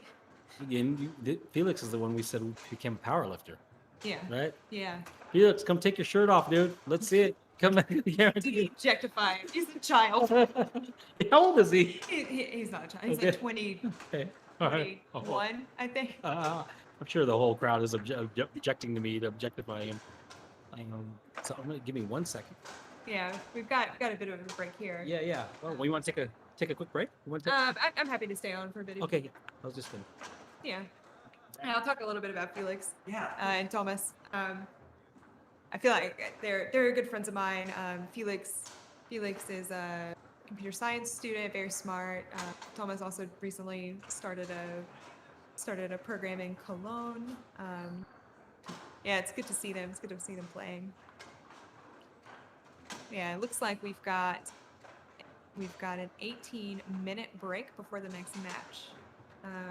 I don't know if we're going to see a classic doubles match or a mixed doubles match, but I'll talk a little bit more about what those are. If you're just joining us, I am Mariam Ali. I work for InsideFoos. Here we go. And I am currently in Lexington, Kentucky, but this tournament that we're watching is in St. Wendell in Saarland, Germany. I'm not there in person because I am playing another competition here today in Lexington, Kentucky, later on this afternoon. And yeah, so what's happening today in St. Wendell is there are two events happening. There's classic doubles and there's mixed doubles. So classic doubles is kind of a specialty event. It has different rules from our regular foosball competitions. It's kind of like a throwback event. You're not allowed to do the shot that has become the most popular shot in the world. It's called a rollover. You use your wrist on the handle to shoot it, and it's not allowed in this event. So we get to see players who normally would shoot that shot do other stuff, and that's really cool. But also it's a bit different because in regular play we start the play in the midfield over on what we call the 5 bar, that bar that has 5 little dudes on it.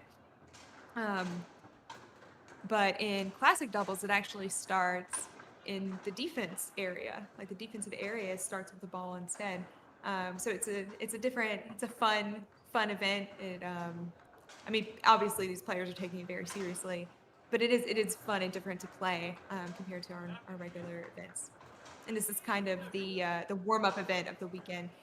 And what's also happening, we haven't seen any matches yet, is mixed doubles. And mixed doubles is when you have a man and a woman playing on the same team.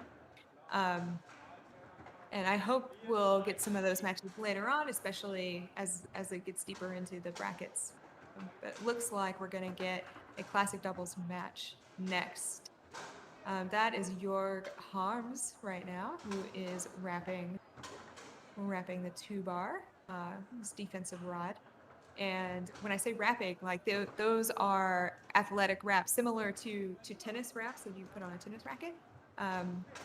Yeah, these are they're there to really it kind of serve 2 different purposes. One, if you have sweaty hands, it helps absorb the sweat so that you can maintain a good grip. If you're like me, your hands don't really sweat. It still gives you more like better contact on the table. Like it's sticky, it's grippier. You don't have to grip as hard on the handle to move the whole rod. So yeah, they're using those grips. So Jorg's forward just showed up, and that is Marvin Velasco. So Jorg and Marvin are both German. Here at this German, this particular tournament is the Leonhart World Series. And Leonhart is a German-made table, but it's very popular throughout Europe and honestly the world. Um, so many countries play on it, but it is a German table, and so in Germany, so a lot of the players here are German. Here the players are just kind of getting ready, warming up. We've still got 15 minutes before the match is going to start. It looks like. Or actually, maybe this countdown is for the German commentary. So just to give you some more context, like I said before, I'm in Lexington, Kentucky. This competition is happening in Saarland, Germany, in St. Wendell, and we are restreaming so that we can show this wonderful competition with English commentary. There's also a stream for German commentary, and that might be what that countdown is for. Maybe the German commentators are taking a bit of a break. They've been working hard all day versus us. We started a bit later, partially because of time zones, but also the German the people who are doing the German commentary are also running the tournament, so they're doing double duty over there. So they're just taking a break at the moment. Here we've got all the players wrapping up.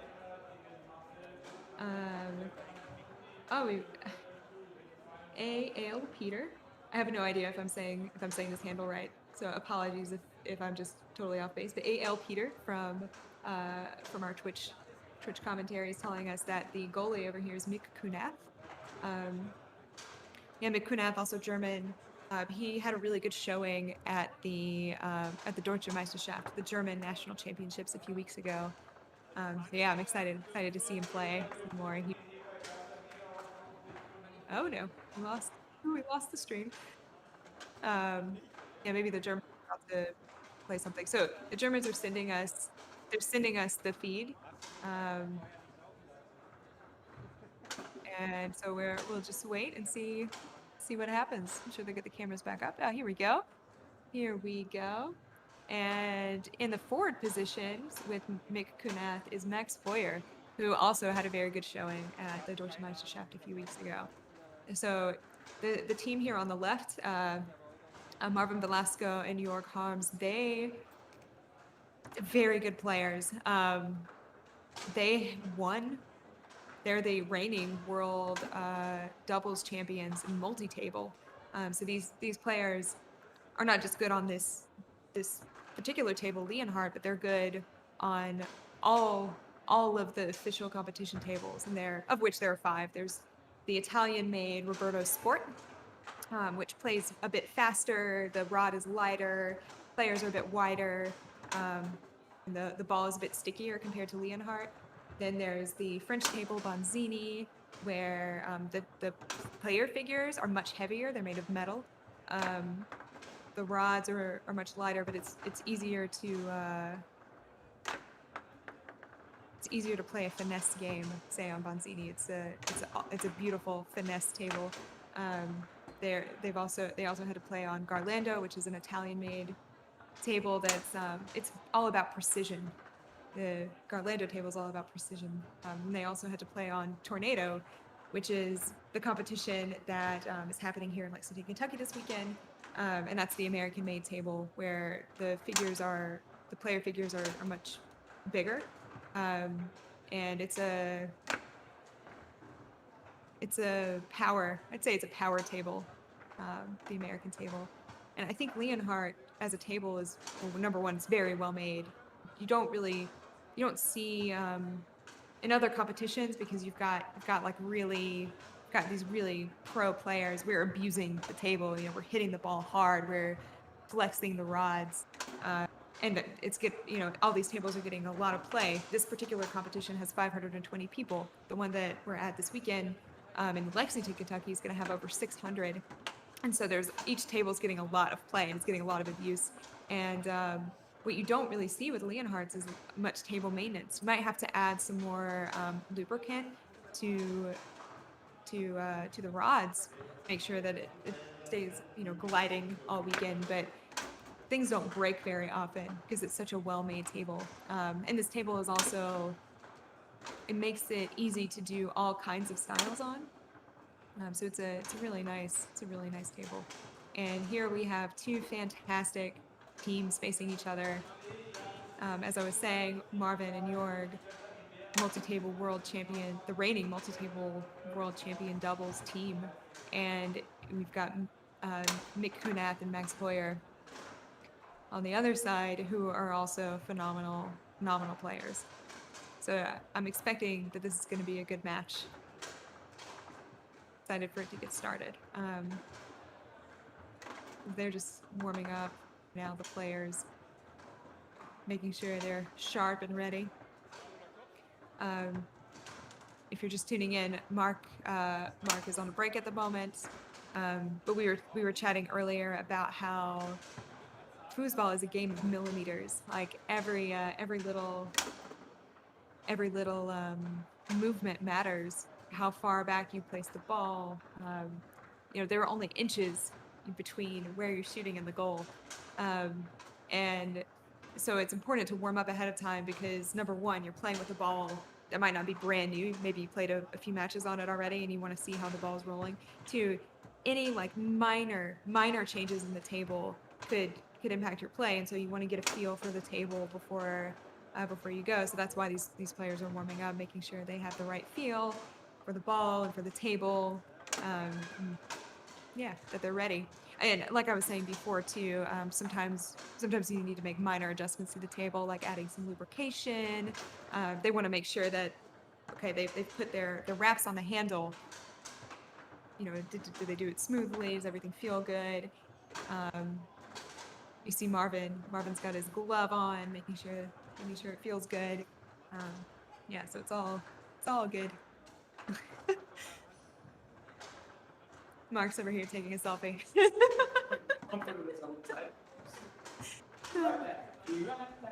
All right, Mark will be right back. Probably heard that, but I'll reiterate. And we've got some really great information coming in from our Twitch viewers, which is amazing. So Jorg and Marvin are from Hamburg. I didn't know that. So Max Hoyer just got his nomination for the German national team. So congratulations, Max. It's amazing. And Jorg is the coach of the men's national team of Germany. So we've got, you know, very high level players here.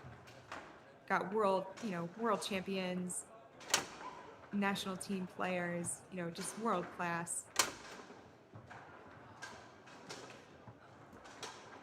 All right, looks like our German friends are back too. They've put these nice camera views up, and they're gonna show the scores as well, which is very nice.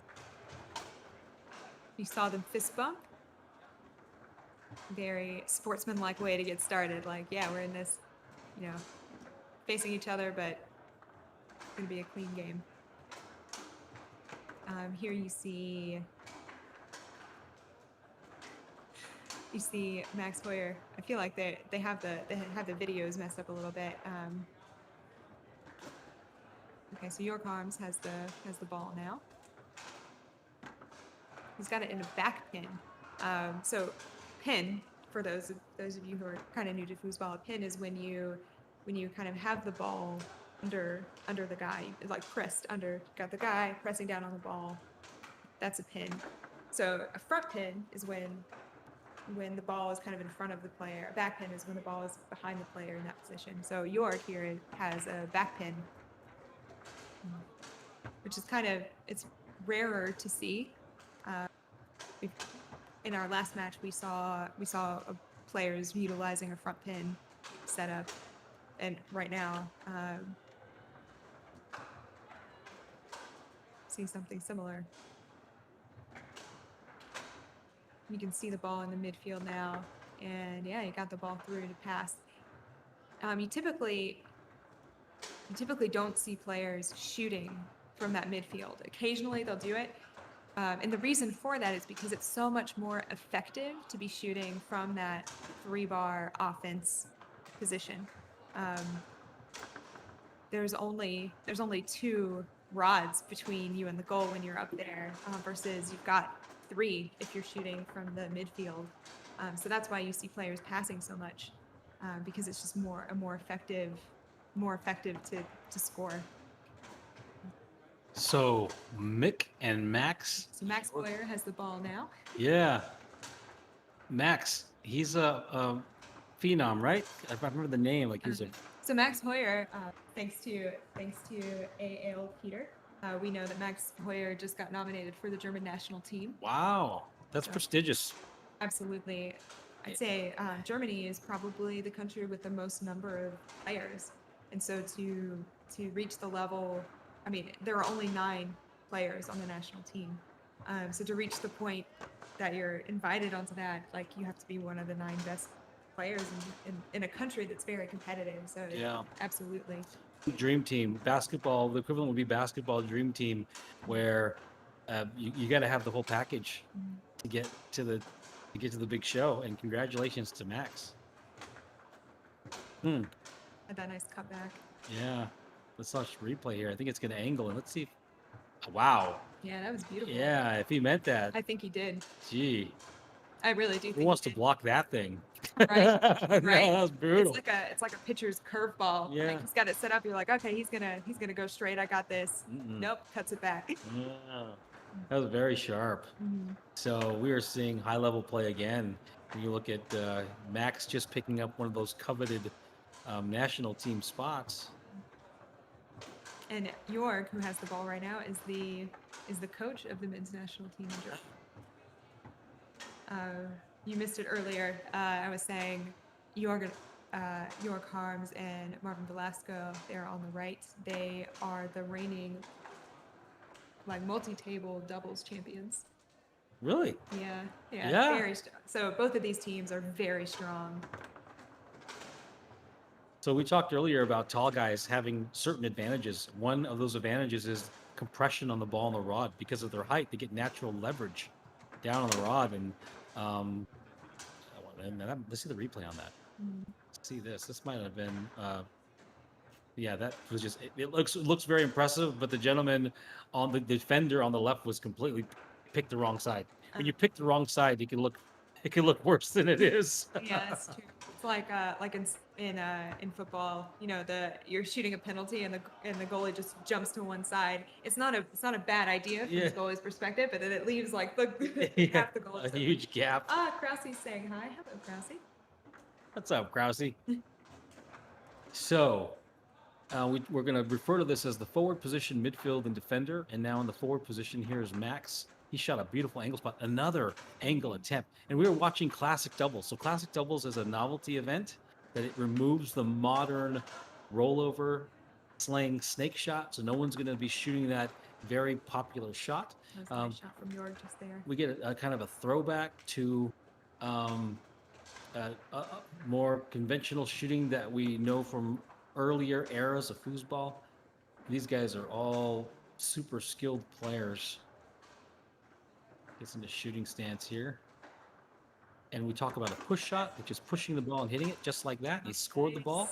A push shot, especially from the defender area, is one of the earliest shots new players will learn to shoot. It's easy to see the goals, and it's not difficult to execute. Early on, it's not difficult to execute a few holes. These advanced players can execute a myriad of holes, a myriad of different ways with options and passing.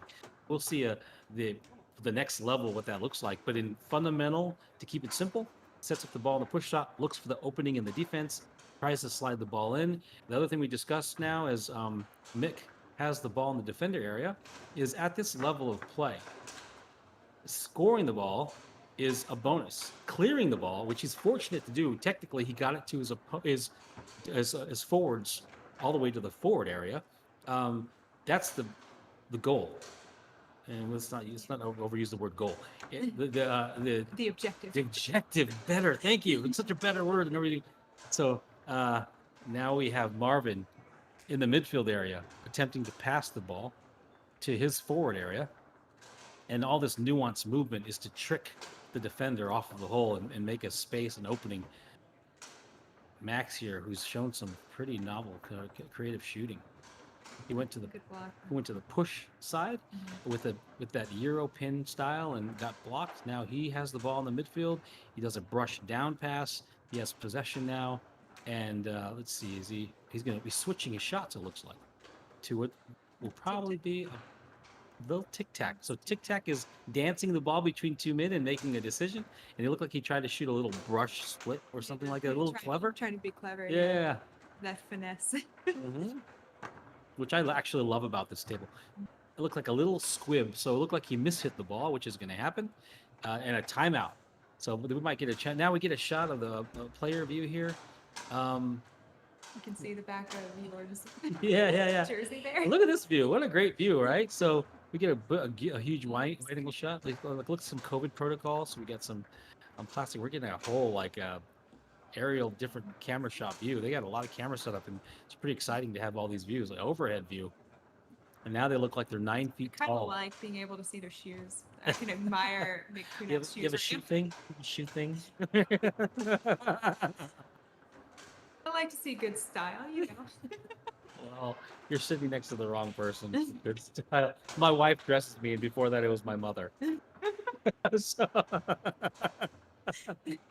all right, so we got this passing the ball, great brush pass. So that's a brush. It's a pass that brushes the ball through the opening between the two men. Miss hit, and you see a little table tap. The little table tap is kind of like a hey, I got lucky, so they tap the table to. I mean, he hit the corner of the goal. I mean, it went off a bunch of things, but the first thing it hit was the corner of the goal. So he was only a little millimeter off. Yeah, and luck is a part of the sport. Yeah, I mean, yeah, I think if it hadn't gone in, we could have said he got unlucky. Yeah, So it wasn't really luck that it went in. Yeah. You know what's impressive is that ink. Look at that ink on I Nick's arm. What's that all about? It's super cool. Okay, a brush down pass. Now Max has the ball in that pin position area, and he's shooting on Jorg. And what I love about Jorg's defense is you see type of defense. One type of defense is a lot of pace and a lot of frenetic movement. York has a very deliberate style of movement. It's almost economy of energy. He's not moving a ton. You get a block with very little energy. It's a lovely type of defense that's more cerebral than it is racing. We're trying to use your fast twitch or use your anticipation. It's a smart type of defense. And obviously, Jorg, very, very smart player. I mean, that's why he's the coach of the men's team. He's very strategic. Um, he's a great person to have in your defense for sure. He's not going to make any points easy. Marvin has a very impressive lane pass. The lane pass is not going toward the wall. It's going toward the gap in between the men, and he has a very impressive, good pace behind the ball. He gets the ball behind the ball very well and puts a lot of velocity on it. And he went push side that time. In the pin position, what's the replay here? Marvin Velasco, he started as a young player, and we saw in the last match Felix Druza and Thomas Haas, and Marvin, Felix, and Thomas were all juniors at the same time. Ooh, yeah. Yeah, so it's very. I feel like they grew up together. A great time, and they all made each other better too. These ecosystems where you get high-level, hardworking, passionate people, it's an incubator, and so the iron sharpens iron is kind of the analogy, and it's a great place where people improve quickly. Make no mistake, when Ryan Moore here in the U.S. Tornado Championships, Ryan Moore, Billy Pappas, Tony Spreadham, and Rob Atha are all kind of growing up together and fighting it out, duking it out, and it made everybody better. We get to see a look of the faces of the players, and these are always a good view because you can see the intensity and you can see the focus. The stress is real and it's high, and with very little physical effort, these guys, their backs will be sweating, their bodies will be sweating because the mental strain of moving that little ball in the right way to execute something like that, the recovery. Now he's got looks like he's shooting a classic pull shot. Looks like he changed his mind. He did it with a pull kick. Looks like he started to shoot. Now he's Trying gonna to keep your guessing. yeah. Tried to shoot a long pull shot, almost off a half-second set. Mhm. So it's almost a moving pull shot, but it's not. It's technically set. And I think he misexecuted and hit the wall. Yeah. So now another opportunity in the midfield area. Max with the brush down pass, Beautiful. very smooth. Looks like he's confused himself between the tic tac and the pull shot, and he shoots a kind of a fortunate split effort. Right? Let's watch the replay on this. Oh no, he went before the mid. Yeah. So York knows just out of the way. It's out of a game of millimeters. Just moved out for a second, a half second, and scores. Yeah, it was a smart move after kind of shooting quickly, moving the ball. Like just wait, and Yeah. hit that straight. And then the straight hole. Another, yeah. Yeah. So one of the risks of defending like that is kind of a maxim is not moving both of your men at the same time. When you move both your men at the same time in the same direction, especially when you're blocking a pull shot, someone could time you off that straight hole, and that's exactly what happened. Jorg moved both men off the straight hole at the same time, and at that time he picked up his man and shot it, just hit the ball straight. If you were paying attention there, you saw Max reach onto the table. What happened there? The ball got stopped, and that happens sometimes. There's some dead spots on the table where the ball can roll and no player can touch. So Max kind of unstuck it for Jorg, and Jorg put it back into play. We've got Mick. So now in the defender area, Mick shoots a pull kick, and it's blocked and recovered by Marvin. Marvin now with an opportunity to get on the board. He's surveying the defense. He pulled it, blocked, recovered, fortunate recovery. And once again, in the pin position, he's surveying the defense, slow, deliberate defense, moves out of the way, and gets that pull shot. Let's watch the replay. He's going to pull it, and pulls it and hits it. And gentleman just moved out of the way. It was Mick who moved out of the way. Great score by Marvin. We're seeing this overhead view now. And so York did not clear the ball. We talked about the fundamentals of goalie play, getting the ball across the table. It's not good when you give it up to the opposing forward and a moving middle split pull shot. So keeping them guessing. And Max now up 3-1. New York takes a time. Yeah, this is a good timeout. So as a defender, calling that timeout when the gentleman gets a run on you, so it's been 2 straights and then a moving split. There are strategic timeouts. So you take a timeout to take a breather, but you also could take a timeout to it gives yourself an opportunity to recollect, but also like kind of slow down the other guy. The other guy is building up momentum, so you need a breather.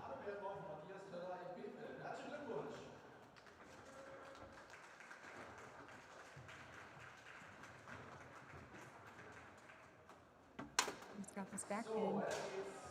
And he scores. Yeah, like a nice. Let's get that one out of a back fin.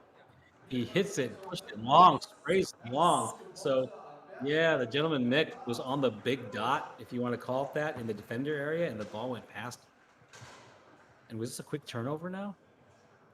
Did Marvin have the ball now immediately after the possession by Mick?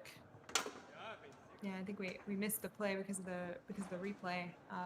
And the quick split and the recovery. What a nice little shot. So it looked like he could go the far side, but instead just surveyed and hit the little split shot now very quickly. And just like that, they were down and now they're back tied. Things can change so quickly in this game. Yeah. It happens at a high pace and things happen very, very quickly. Looks like Max with the chance to take the lead. He's been successful shooting a couple of inside shots. Another one. See that replay. I think that there was like a little split between the men. So in a reverse defense, we call that. Oh, wow. That was pretty. really nice. Yeah. Very pretty. Yeah, threaded that needle. Just It's a nice pass. Yeah. Hold on to it. So down again, the brush down pass. He's brushing the ball downward and catching it into his forward area. And he shoots the moving long, fortunate effort off a man. Let's take a look at that. Almost there. Yes. Yeah, it Oh, hit kind of the side of his man. He wasn't quite in the right position. and here we are. We're going to a third game. So these matches are 2 out of 3 games. Whoever gets to 2 games first, and it's 1-1. And we've seen some great foosball chess. Max has switched to his pull shot, and with a combination of great timing on the inside holes Mhm. and some good fortune going off the min, this is shaping up to be a great finish here. You see this Jorg kind of focusing and trying to understand the little things he can do to improve. Everybody gets a little bit introspective about what happened the first 2 games, really, Mhm. and then they try to put it all together right here. This is the thing I love about foosball. When you're playing the inner game Yeah. and you're studying it, Yeah. then you're building a narrative up to what is it going to take for me to be successful in this last match. That worked from last time, and see, he shot the same shot, he scored, and the gentleman in the back, Mick, blocked where he didn't block the first time, Mhm. which was just a little bit past that dot. So these guys are counterpunching Yeah, and making blocking. the adjustments. Yep, good grab by Yeah, they're Jorg. making the offensive adjustments with Max switching his shot, and yeah, making the defensive adjustments, making sure Jorg doesn't score another one of those. So does York shoot the option, and he went long again, and just went a little bit too far to the wall. Now we hit one of those dead spots, and it becomes Marvin's ball because they lost the last game, right? It's a possession. Yes, yes. Do Yeah, there's a bit of a discussion because in classic, people get confused. Does it go to the yeah, 5 bar? Does it go yeah, to the 2 bar? yeah. The midfield and the defender area. Yeah, the midfield is where it goes. Ooh, Oh, yeah. that's So nice. pulling out all the stops, all the finesse stuff, and Jorg's got to be careful. He's got to be careful because at some point, um, at some point, if you're a forward that's getting blocked, and you start going to the well with all your creative stuff, and it's working, you got to the goalie's burden is to not let it bother him. Yeah. Every little thing's working right now. Um, how do I protect from everything working right now? Yeah. Can't block everything. Moving full shot, blocked on the long hole, and Try to go straight. still trying to get clever, but he has a chance to go up He's 2-0 setting here, it up. and he shoots again. Yeah, Yeah, he's had success setting it up and threading the needle. So watch him move off with both men. That's a mistake. That is actually a defensive mistake because moving off with both men like that at the same time against a pull shot is typically just not a good defensive play. yeah, I Um, think so. The pull shot is a very common shot on the American table. It's not common on this table. And that's probably why Jorg is struggling so much because even though he is a multi-table player, he's not used to seeing a pull shot. yeah, And he doesn't quite know what to expect from yeah, Max. Especially, that's not Max's primary shot. Um, so he doesn't have the advantage of being able to study his opponent ahead of time to know like what is Max going to be looking at. right. And then on top of that, also not seeing the shot that often, like we do in the U.S., we see it all the time. It's not so obvious what the right thing to Yeah, do is. correct. Not unlike Thomas Haas shooting a pull shot against Felix. When he Yeah. usually shoots a push shot, it's this time it's working for Max to just be a little wily and do different stuff on this pull shot against York. So now we have Mick in a pull shot position, and we see Marvin frantically defending and getting the just loses the ball. Yeah, he had it, but it slipped away. So this is where I like to call it going for the jugular, like a shark, if you will. Yep. In Now it's a between. 3-0. That's what I mean. He shoots a long. Is this a split? Let's take a Ooh, moving split. That was nice. Yeah, man. So it's all working right now for Max in a way that's not working for Jorg. It's a 3-0 lead right now, and Yeah, and has Marvin gotten the ball on his 3 bar this game? I don't know if he's had a shot this game. That's one of the difficult things about Classic because it starts with the goalies. It's not so easy for the forward, for the offensive player to get the ball. Um, you really have to dig to get the ball, and we saw Marvin's digging defensively, but he was still unable to contain the ball and keep it in his possession. We call that if you could cradle the ball, whether it's coming into your defender area and you capture it, or you just you recover the ball and you have it in a position to pass or shoot when you have it recovered. So yeah, that almost came back at him. So this is it's overused. This is a very important ball. They're all very important. But yeah, but the difference between 3-0, 3-1, and 4-0 is almost a match over situation. Yeah. 4-0, although not impossible, becomes Yeah. very difficult to. I've both won and lost 4-0, a 4-0 lead, you know. I've won against a 4-0 lead and lost a 4-0 lead before, so it's not impossible, but it's really hard mentally to come back from that. Not just mentally, because you have to be defensive, you have to guard that goal like it's your life, but also mentally believing that you can come back. Yeah. It's hard.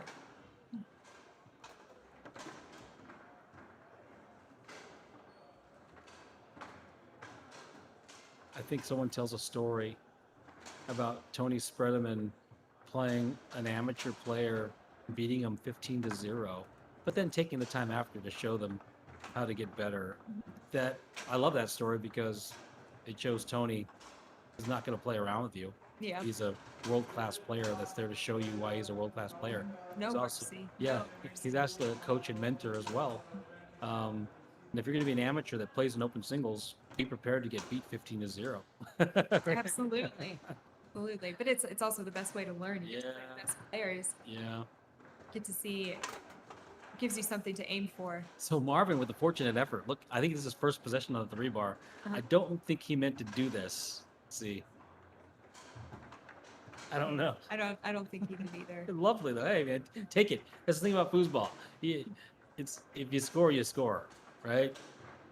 Think of it as soccer. If you fell over, stumbling backward, forward, rolling over in a ninja roll, and you knock the ball in the goal in soccer, who cares, right? So Jorg now with the ball.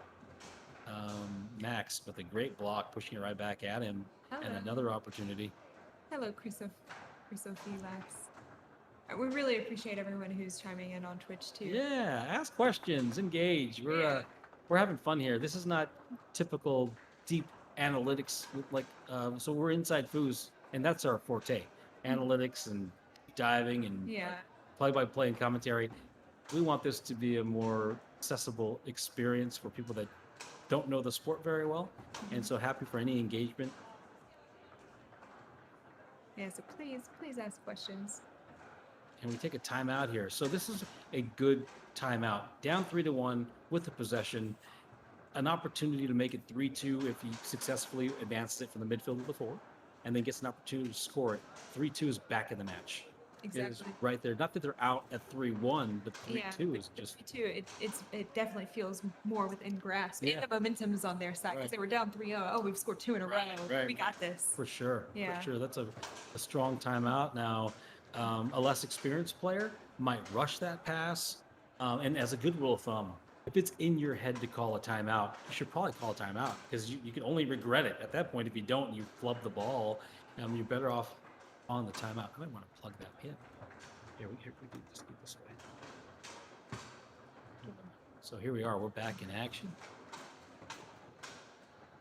Right there. And Marvin with an opportunity to tie the score. Block up in the air. Fortunate effort to rebound and land in Jorg's defender area. And now Jorg, who's met some resistance on Max's 3-bar defense or midfield defense. Jorg's trying to get the ball across the table, preferably score, and successfully does so. Gets it across the table. Now Mick with the ball. Given how little Marvin has had the ball this match, it's a good strategy to get Marvin the ball. Yeah. Because then it gives him the confidence, like, I'm getting possessions. I have the opportunity to bring this back. If you are a pro level player or amateur, even amateur level player that's listening in Twitch, you know what it feels like to not touch the ball for a long time. It's like, wow, am I even doing anything? I haven't touched the ball. It just keeps going by me. Am I a spectator right now? That can get in your head too when you haven't had. Yeah. Start doubting yourself, like, oh my God, how the play's been happening for so long. How have I not captured the ball this whole time? But it looks like Marvin isn't too flustered. Marvin is in it.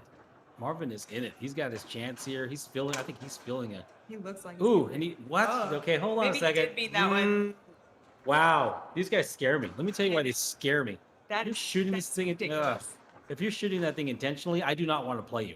If that's the shot you shoot, you time that thing, I want nothing to do with you. Oh my That's god. a tough one because I'm going to the side you're pulling the ball, and if you're going to hit it across the table like that, um, That is a very intense shot. If I'm the goalie, I'm thinking, well, yeah, I can't cover all that. yeah, You like basically need I to, just lift my guys up. yeah. The moving split again. Now, here's the thing. I don't know if we've seen a ton of good longs. Hold on a second. I think he went around the man, but the man was there in time. So I got to be careful to announce what I'm looking at. I think he shot a moving long. I think that went long and it went around the man, but it wasn't quite dead bar, which is the bumper against the wall. I think it was, Well, actually, on Leonhart there isn't a dead. you can't score that. Even bumper compressed. Yeah, we actually just tested it. So I have a Leonhart back at home in London, and my flatmate is actually at this competition in Germany, and we were practicing. Yeah. I was practicing on Tornado. He was practicing on Leonhart at the same time, and we set it up, and there's not a ball's width. Wow. Now these players, because of the table, you can angle the ball back, so you can technically get around it, but there's no straight hole. You'd have to angle it back. See. It's 4-3 now. And hey, you guys, if you're in our Twitch, please get your notifications. Subscribe in terms of getting your notifications. So because we're gonna do more of this. We'd love to deliver foosball on our Twitch channel, and we'd love to do it often and frequently across the world and show you foosball in France, Germany, Switzerland, everywhere we Austria. can foosball. Austria. Been to Yeah. the- trying to show the global game, because that's what it is. It's a global game. Right. So we've got Gross Janine, who's asked, will you cast some girl tournament games too? So for those of you who are just joining, we are receiving the feed from the German tournament. So we unfortunately can't control which games we see. It's whatever gets called on table 80, the Leonhart World Series. I would expect that when for sure they're going to put the finals on this table so that we can all see, but I'm not sure when we're going to see some other matches. So women's classic doubles is happening now too. We've got mixed doubles as well, but so far we've only seen the men's classic doubles thus far. And if you're just joining us, my name is Mark Torres with InsideFoos. This is Mariam Ali with InsideFoos. We're remote broadcasting the Leonhart World Championships from, how do you pronounce it? Sant Wendell. Sant Wendell, Germany. It's exciting. I think it's the first time we've got a World Championship doubleheader weekend, and we were able to show you these incredible players. Max is a superstar. Ooh, we lose the ball. Gives it to Marvin. Now Marvin's got it. Has a chance to turn it Yeah, out. we can make it 4-4 here. Not an easy defense. Wow, shoots the split hole. Now we've tightened this thing up. This is match ball. Now, is it overtime? Do they do an overtime thing? Actually don't know if they're doing overtime in this event. We'll see in just a second. Whatever it is, this is a 4-4 ball. So this point will be treated with the anxiety and stress of a game-winning ball. With possession now is Mick, and Mick has it in a pull shot position. He's a Marvin recovery. He's got an opportunity here. Yeah, regardless of what happens, they've had an amazing comeback. There's that rush up to the lane pass. Shoots the pull shot. All right. It is overtime. It's overtime. And so- now they're up just like that. Down 3-0, up 5-4. And now what happens, the winner has to win by 2, or it's the first team that gets to 8. So pull shot attempt blocked, recovered by Mick. Mick now picks it up and puts it and leaves it in the push shot position. Goes back to the pull shot position. The defender slow, nice little off speed, picked up perfectly by Max. Max setting up for his pull shot in the forward area. Goes straight, and wow, Jorg blocks his first straight on a reverse. Fortunate effort. He's his first straight. He's blocked. Now Jorg, what can Jorg? You're saving the adjustment for the most important time. Yeah, now Jorg push across the table. Ooh, picked up by Marvin. Fortunate recovery. Marvin dancing the ball back and forth, surveying the defense. He's been taking away. He's been doing that hard brush pass, and in fourth, just So, nicked and recovered. Yeah, Max got the block, but Marvin was there to catch it. goes push side, and that's it. Just like that, down 3-0, win 6-4. The perseverance and the commitment to the moment, taking a timeout when he needed it on 3-2. You're getting a block. How about that big block? Your block's a straight. Yeah. Yeah. And look at Yarg is like, just look at how they're both so satisfied. You see Yeah. their faces, and especially York getting that block there. Mhm. It's these little details, and you put it together in the right moment. Mhm. Gosh, giving up the inside for the entire really match, and then that last possession, getting the block on the straight. He was going out with both men. This time he reversed his men and blocked straight with the back man, and clears the ball. And look at where we are. The match is over. It's some fun foosball. See. Got some questions here. Criso Felix asks, where can we see the fixture of this tournament? If you go to tablesoccer.org and then go to the tournament section, you can find the brackets to see what's going on. Captain Blood or CPT Blood is any of Lexington going to be on Twitch or just subscription YouTube? So we're going to be broadcasting from Lexington for our subscribers on InsideFoos.com, and we will have some segments that we'll put on YouTube and Twitch as well. We don't have timings for those yet, but look out for an announcement on.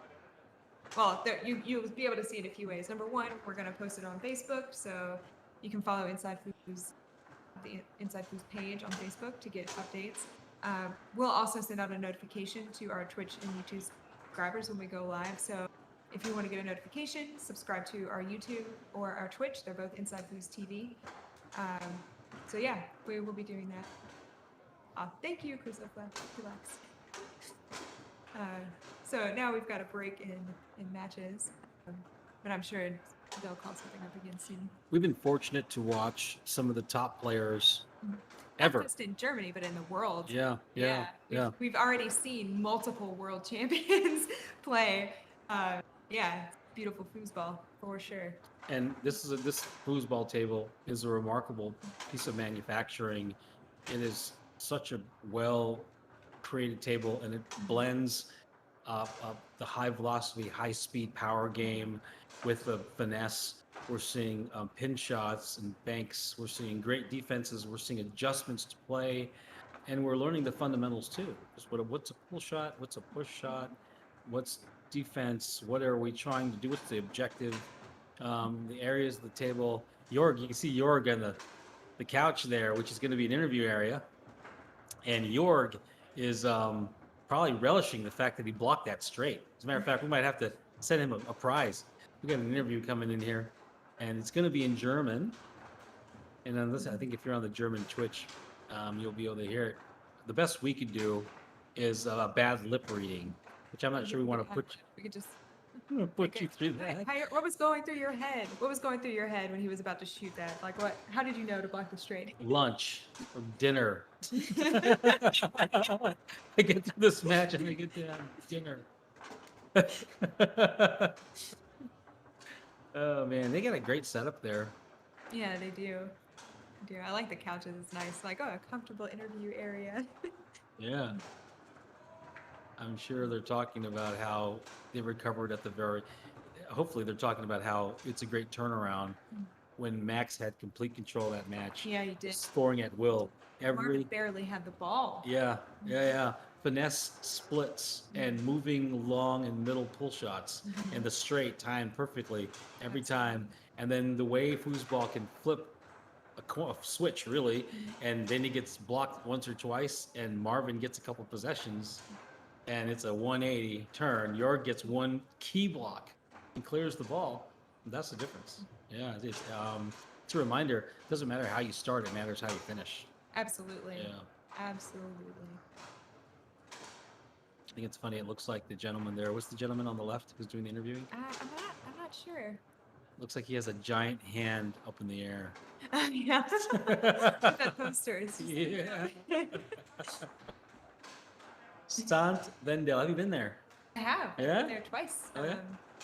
Yeah, it's in a region of Germany called Saarland. It's right on the border with France, and they kind of have their own identity outside of the rest of Germany because that area used to be part of France. So there, it's kind of like Texas. Like It's like Austin? we're our own. We're our own thing, and that's what Zarland is like. But is it like Austin? Stay weird, Austin.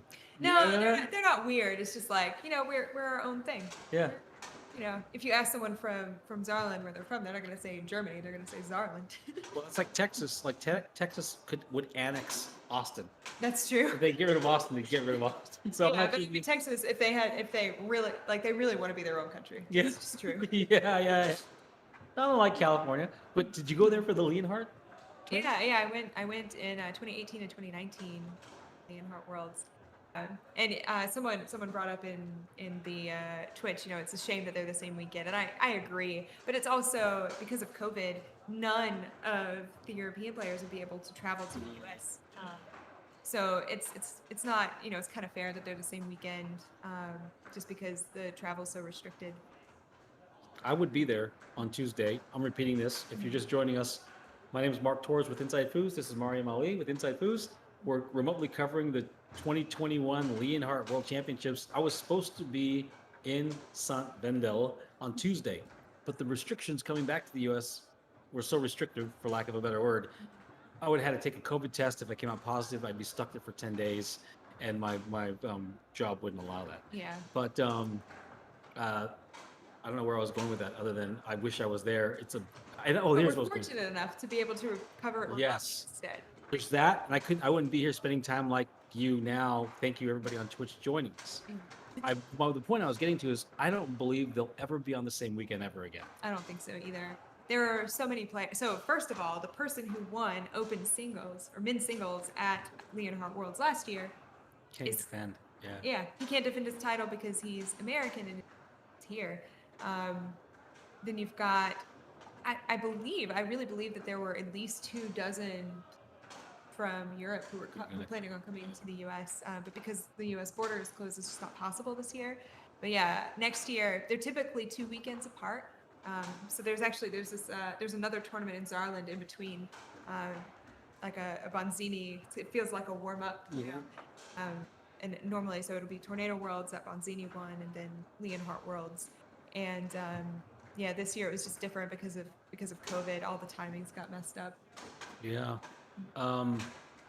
What globally, foosball is a phenomenon, and there are hordes and hordes of these youthful, young people playing foosball in Western Europe, and they want to compete and they want to play, and they'll play on any table against anybody, anywhere. I think Marvin is a perfect example. Yeah. So we have an exciting future for foosball. I think we talked about this earlier too. COVID created a situation where people that are obsessed and love foosball are reminded more than ever now because of COVID. So COVID is going to go away, and people are going to start congregating at foosball tournaments again. And the Europeans are going to come to the U.S. and the Americans are going to Europe, and there's going to be a lot of exciting foosball action. If this is your first experience, you're seeing high-level play, and we want to make it accessible. We want to talk about it in a way that that compels you, it inspires you to find a place to play locally, which I promise you there are. There are places to play locally. There's someone in your community. There's a local draw your partner. There are people getting together and playing foosball. And whether you just go there to watch and check it out, or you decide to hack around on a foosball table and then join us here to watch this exciting sport, and see it for, a lot of people don't see it for what it is globally. A lot of people just know what their local experience is like, or someone has a table in their neighborhood. Well, maybe you're seeing for the first time that people take this sport very seriously and have a lot of fun while taking it seriously. Absolutely. We've got we got a shout out from Robert Zamore. Thanks for watching, Robert. Yeah, I hope to see you in person soon. Got Shorty Eid who's asking, how are the Brits doing? Got it, I can't be there. Oh. I think, honestly, I think they're struggling a bit. I haven't seen a single Brit, like, even walking around the room. I know. So there are a few Brits that are there competing. But one thing to note, so the Germans, they had their big national tournament just a few weeks ago, or maybe a month ago. In the UK, though, people haven't been able to travel outside of the UK to play. This is the first big tournament since early 2020 for even the top Brits. So I think it's definitely hard to come back and have your like game mind sharp, even if you've been practicing this whole time. So I think that's what's happened today for the Brits, but it's only day one. You know, I'm hoping that they'll come back with a vengeance for singles and doubles the rest of the weekend. I have a soft spot for people that travel to tournaments because I just feel like they're taking a lot of risk and they're like, I mean, they're all probably traveling from somewhere, but like, anytime there were Europeans that came to the Tornado Championships, even in the early '90s, I just wish them the best. We had Giuliano Bentivoglio, and we had So, Carletta, and we had Dieter Thiele, and they would come down here in the '90s, and they would work, and they would take third in our major events, and I would always root for them. And I didn't feel like a sense of nationalism, go America, because I love my country, don't get me wrong, but these guys traveled a long way and worked I know. very hard. I know, like And you want to root them on. yeah, They're yeah, underdogs because yeah, one, it's like you're jet lagged. Like yeah, I know a thing or two about that yeah, after all these years. So yeah, so you're jet lagged coming in. You have to get over that. You don't know the players. yes, You yes, you might know the top people. You've been watching stuff on InsideFoos, been studying. You yeah, don't know all the players, yeah. and the style is so different that from a defensive standpoint, it's hard to know what to expect. So with all those things, yeah, they're certainly underdogs. But we've had some amazing players kind of through and do really well. Like the last Tornado Worlds, Felix and Thomas came. They won pro doubles together. Thomas also won pro singles. Yeah, You know, it's awesome. yeah, That's a tremendous they've been achievement. doing. That's a It's awesome. tremendous achievement when that shows a level of dedication to practice and focus because there are a lot of Americans and this is their home table. Yeah. They're practicing. And the other thing is, there's no one there for you, so you're not going to get a lot of people publicly rooting for you. So, You know, you know, it has to be so hard. let me tell you about, let's go back to my experience in the '90s rooting for Dieter and Coletta and Dieter and Coletta and Venti. Mhm. I was one of the few people that were rooting for them. Yeah. Like there was no big tournaments. These are like 1,000 people tournaments. Yeah, it's tough Yeah. because whoever your opponent is, they're gonna have friends at the tournament. Yeah. And then you're there alone, and maybe Yeah. you get some some good Yeah. souls who are Yeah, rooting for you. yeah, and yeah, it's just yeah, yeah. not, Well, I was one of those guys. It's like, you know what? They came a long way, Mhm. and there's nobody really here, so I'm gonna sit here and do my own. And I'm from California. It's in Texas every time, so it's like I'm in another foreign country. Yeah. So I'm like, you know what? We're gonna sit here. I'm gonna root for Dieter. Mhm. Dieter was a beast. I don't know if you've seen I Dieter. think I've seen him Oh play. my now. gosh. These guys were like so. The 2 to the 5 passing, he shot a pin from the back, of course, a Euro pin from the front, brush pass from the top side, the 5 bar. Oh, he's a firewall pass. Yeah, firewall pass from the brush side. Um, just a stud. I mean, these guys were really great to come all this way. The plane tickets were $1,000 easily in the '90s. Yeah. Right? So these guys are spending a lot of money. I loved watching these guys play. They took third. I've seen them take third in open doubles, third in open singles in a field of the greatest American masters of all time. Like we're talking about Tom Spear and Todd Alfredo and Steve Murray. Those are nostalgic moments for me. And I have fond memories of rooting for the Western European masters who tried their best. I've seen them. I seen them come over here. Dieter specifically, he had practiced for months and months on a table surface. He came to the U.S. and the surface and balls had changed on him at the tournament, and he still took third. And he was upset. Probably these guys could have won our tournament. If these guys were in our country, they would have won our tournaments. They came over here and did their best. So I have fond memories, and I don't regret it for a minute. I love rooting for these guys. Let's see what we're talking about here. What we got going on? Holiday Bob. How's it going, Holiday Bob? iMod? He was trying to do a command. Oh, yeah. Not talking to me, are you? It looks like we might have another match coming up, or That it kind of looks like Niklas. I'm gonna see if I can check the brackets to see who's playing. It's This is out of date. Gotta refresh. Let's see. Yeah, nope. We've got York Harms and Marvin Velasco up again. This is a semifinal match. Classic. Yeah. Or wait, quarterfinal Mhm. quarterfinal match for Classic. We've got Jorg and Marvin again, and over here on the other side we've got Lacheta and Stockmans.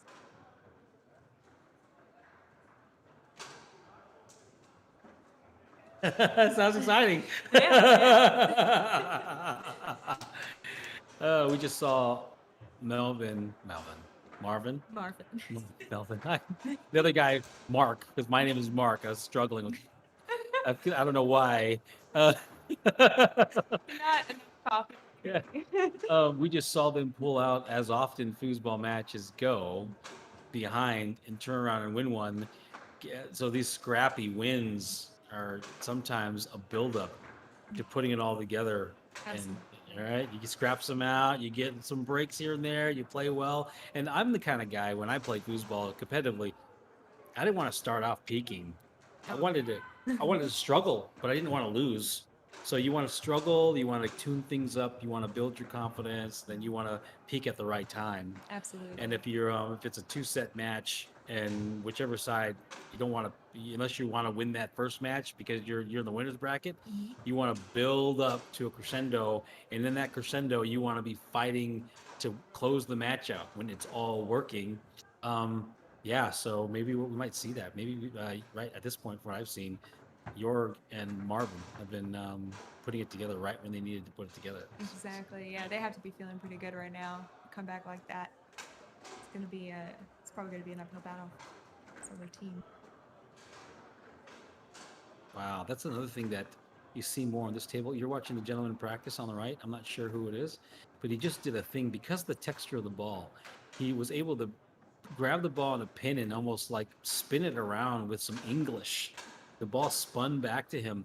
You don't see a ton of that on the tornado table. We're at the tornado championships in Lexington, Kentucky, remotely streaming and covering the Leonhart World Championships in St. Wendell, Germany, and this is pretty exciting to have a double World Championship doubleheader weekend. Yeah. Yeah. Yeah. You might be wondering, like, how are there 2 world championships? These tables, two things. One, these tables are different. They're very different. And you can master both, but it's rare. It's rare to have a player who's very good on both. We've seen a few of them today, like Felix Druze and Thomas Haas. But yeah, it's rare to be very good at both. And then the other thing is that because of COVID, Europeans can't travel to the U.S. So it's kind of fair for there to be 2 world championships anyway, because not everyone can be competing in each of these this weekend. But another good analogy would be, so we spoke to this analogy earlier, tennis. Yeah. Different surfaces of play are completely different styles of play, completely different techniques and tactics and endurance and everything. And so we call the U.S. Open, on concrete, the World Championships of concrete play. Yeah. And Wimbledon would be the World Championships of grass, playing on grass, and the French being the clay court the World Championships, for lack of a better description. It's still tennis. It's still foosball. These surfaces are different. The men are different. The rods are different. The styles of play are different. The techniques and tactics. So much so that it doesn't immediately translate. And they have a multi-table world championship that happens every 2 years, next year in Nantes, France, where it'll be everyone comes together and congregates with their styles of play and tables. They bring their tables and they bring their styles of play. And we look for the most balanced competitor to win these multi-table championships. And that's where you find out who is the most diverse and versatile champions in the world. Absolutely. Speaking of which, we've got Marvin Velasco, who just came to the table, and he and Jorg Harms are the reigning doubles world champion. Do you mind if I take it? I'm just going to step away for a minute.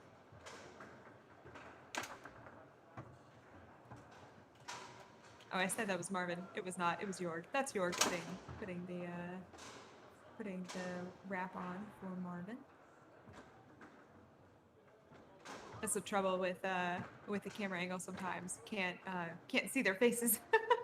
I'm sure that our German friends will get the camera view set up once the game starts, where we can see the players' faces more. But right now the players are just warming up. I mean, this is a quarterfinal match, so it's a big deal. Whoever wins this is going to be in the top 4. So these players are taking it very seriously. They want to make sure that, yeah, I'm sharp, I'm ready. I've got a feel for this ball. I've got a feel for this table. And I say that because there's such little space, you know, from where his offensive player is right now. He just scored his goal.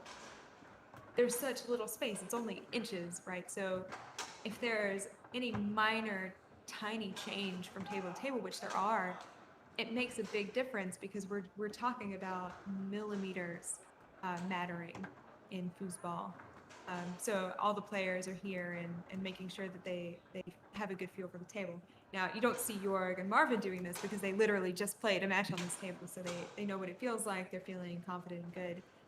Another note, so you see the ball here. We don't typically switch out balls every match. Like we don't necessarily get a new ball for every match. It gets expensive, and it's wasteful too. So the ball might change a bit as the competition goes on. And actually, a lot of players prefer to not have a brand new ball, but maybe a ball that's been practiced on for an hour or so that it's not quite as sticky. So yeah, over time, the ball's properties change too. So you want to make sure you've got a feel not just for the table, but for the ball as it changes over the competition. All right, you see, got the 4th competitor here wrapping the handles, and that thing that looks like a ribbon. It's a grip, similar to a tennis grip for a tennis racket. It just helps in 2 ways. If you have sweaty hands, it kind of helps absorb the sweat. These handles are made of plastic, and so if you have sweaty hands, it can get difficult to keep control over time if you're not using chalk and or these wraps. But it also helps kind of protect your skin too, and it gives you more consistent experience, because sometimes the wraps will leave residue on the handle, which can give it a different feel. If you have sensitive skin too, and you're playing 50 matches over a weekend, like it can really wreak havoc on your skin if you have any sort of sensitivity. So that's why people use those. And then you've got people here who've got gloves on, and you'll see that sometimes. Not every player uses gloves. Just about every player will use grips on the handles. Not every player uses gloves, but you'll see it sometimes because it gives you another layer of grip. And for this particular shot that we're seeing here, it's called a pin shot. The control that you need in your hand, like you really need to have good contact on the rod and good control. And wearing the glove on top of the wrap really helps you get that extra traction and control.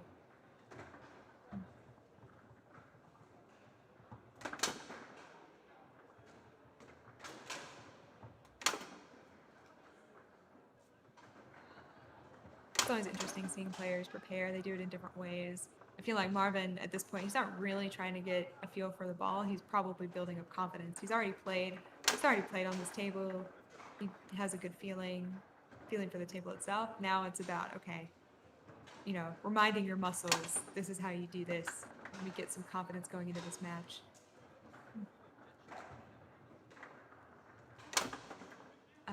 We were talking about earlier what this competition is. This is the Leonhart World Series, but there are multiple events there. And today the events are classic doubles and mixed doubles. So mixed doubles is when a man and a woman play together. So far we haven't seen any of those matches broadcasted yet, but we're hoping to get some of those later on today. Uh, we got here classic doubles, and it's kind of a specialty event. Uh, there is one particular shot that is the most common shot across all of foosball. It's more modern. It was invented in the 90s, and it's called a rollover or snake shot. And in this particular event, it's a specialty event.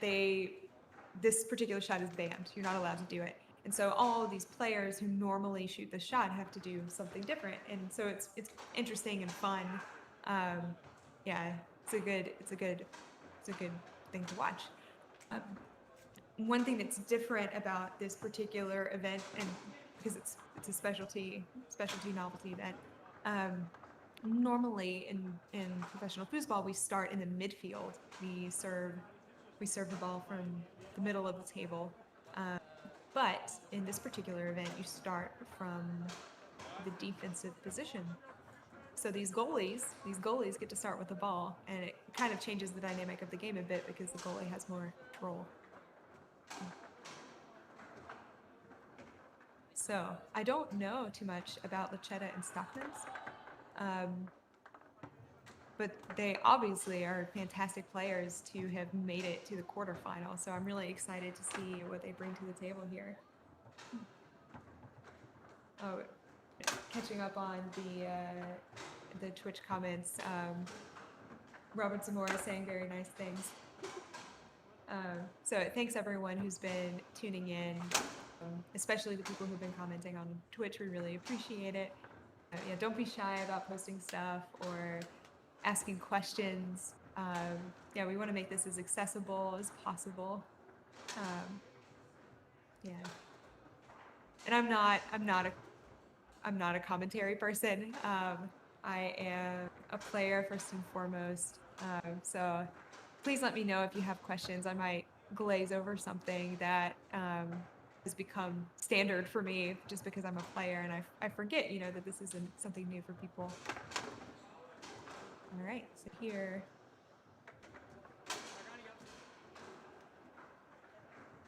Got the first shot of the match, and he misexecuted and ended up going back into his own goal.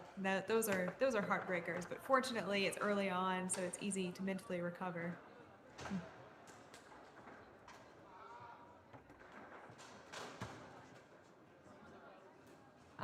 Holiday Bob is letting us know that Lachetta and Stockman's are regular pin shot shooters. So I was saying earlier, a lot of players shoot a snake shot, and so for this event, a lot of players, the players who do shoot that shot have to switch to something else. But for this team on the left, these players are able to play their regular game,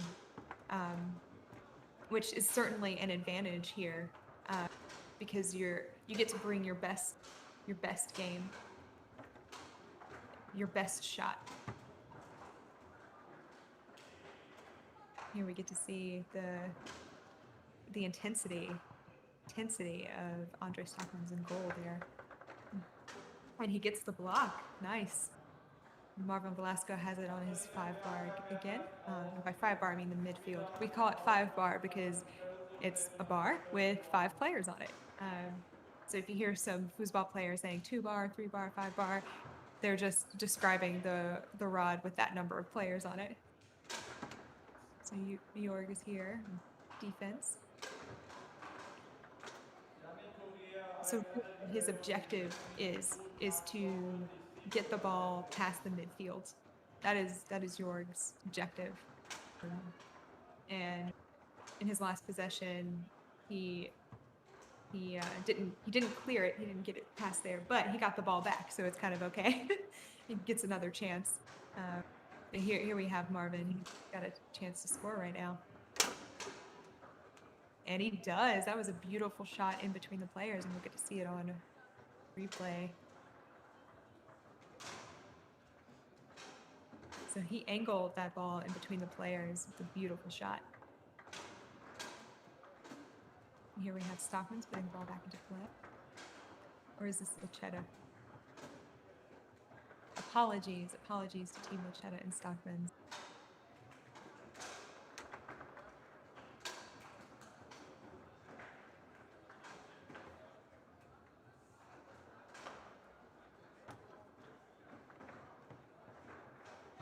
is one of the disadvantages of doing remote commentary. Number one, it's like we're very far away physically, and then another, like I am an American, and I've played in Germany before, and I know many of the German players, but certainly don't know everyone. So apologies to Lachetta and Stockmans for being unsure of who's who.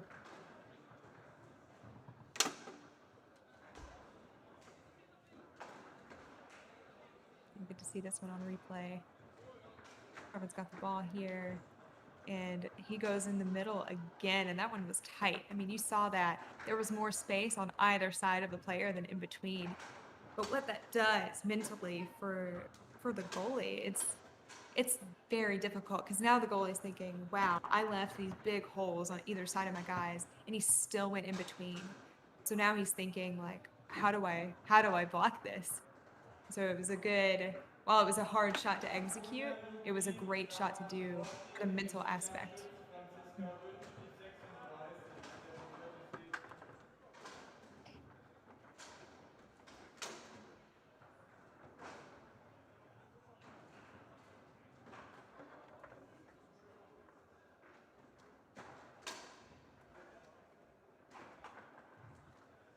Marvin's got the ball on midfield. He advances it to his 3-bar. And you might be wondering, like, why aren't people shooting more from the midfield? And truthfully, it's because, oh, that's a nice shot. Let's look at the replay here.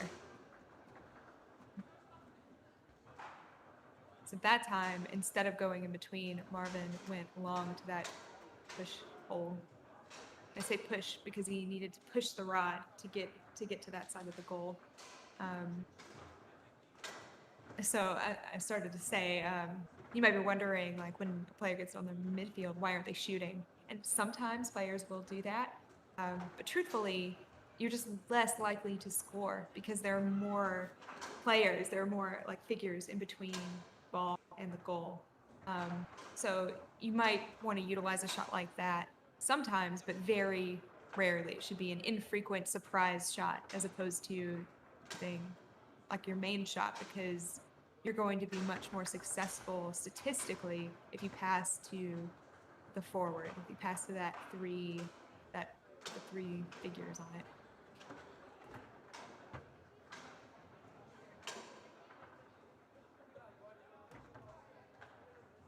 So in the last match that we got to see, Jorg and Marvin were down in that third game 3-0, and they were able to come back and win the match.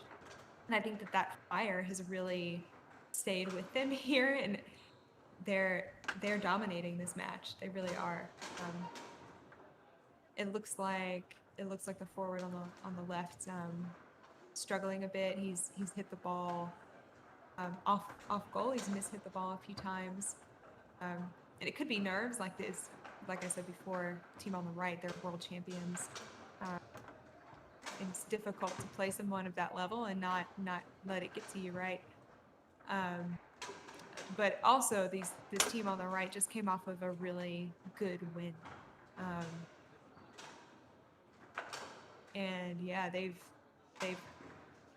able to close out this first game 5-0. So this is a good time for his team on the left, Lachetta and Stockmans, to kind of take a step back and analyze. Okay, so what happened? What went wrong here? What do we need to do what do we need to adjust, basically? What were the things that allowed them to score, and what can we change to kind of improve our chances of winning? Point. And I should say, as a player, it actually scares me if I win a game 5-0, because I've been in that position before where I've won 5-0 and then lost the match. And I've been in the other position too, where I've lost the first match 5-0 and come back and won. The first game 5-0 and come back and won the match. So this does not mean that Marvin and York have got this in the bag by any means. Curious to see what Lachetta and Stockman's response is going to be in this match. Yeah, you might think like, oh, that's a really difficult blow, but honestly, the game is done. You know, you lost 5-0, but the game is done and you learn stuff. And it's a new, it's kind of a new beginning starting that second game. It gives you some new life to kind of fight back. So yeah, never count someone out just because they lost the first game 5-0. You see, you see the midfield defense kind of bearing down more. Marvin ended up getting the ball back and was able to pass it through, though. He has a chance to open up the second game with score, and he does.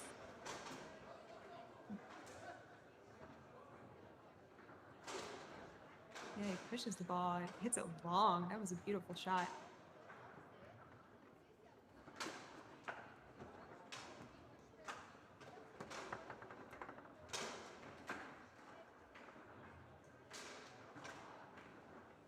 And goalie on the left able to get the ball up to his forward here.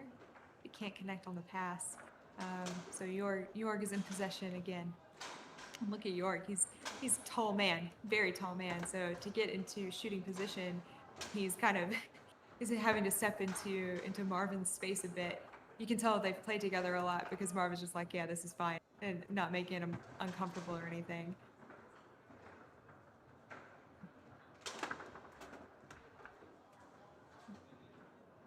All right, they've broken this. They've broken the spell. They've gotten on the board here, and now the game's tied. And Jorg was on that. He wasn't able to keep the ball out of the goal. That was a beautiful pass the table from Jorg to Marvin, and this is a really great strategy for goalies. So ultimately, you know, the goal is put the ball in the hole. That is the thing that's how you win. But there are so many figures between the defense and the goal that if you shot every time, you're not gonna be successful. And the other bit is that if you're passing to your opponent, if you're passing to your partner, then your opponent has to start blocking those passes, because if they don't, then your partner's getting chance after chance to score, right? So they have to make a defensive adjustment, and when they make that adjustment, it opens up more shots that are on goal. So it's really important if you're playing goalie and doubles to feed your partner some, just to open up. It just gives you more options. It makes it more likely that you'll be able to clear the ball, basically get past the midfield of your opponent. And here we've got a timeout. So timeouts, you get 2 per game. You can take up to 30 seconds. A lot of times players don't take the full amount of time, but you have up to 30 seconds, and it's really a time for you to. You can use it in a few different ways. It could be to clear your own head, like, okay, here Marvin had the ball, and he's like, okay, we're ahead, and we can get even more ahead here if I make a good decision, and he does, and they do. So he took the timeout to kind of be like, okay, this is he dominated that first game. They've scored. They're playing better the second game, but here I have an opportunity to kind of get further ahead. So let me be strategic and think about what I'm doing, and make sure that I'm mentally ready. So he took the timeout. You can also use timeouts to slow your opponents down. So if your opponents are kind of on a streak, you can take that 30 seconds for them to cool down. Now could be a good time for Lachetta and Stockmans to be taking a timeout now that Jorg scored that beautiful shot from the back to come up 4-1.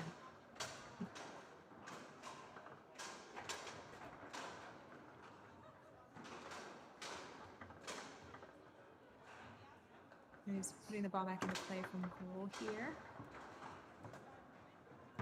Oh, Marvin blocked it and got it back on his 3-bar. He's been dominating this match, really. Marvin and Jorg have really stepped it up.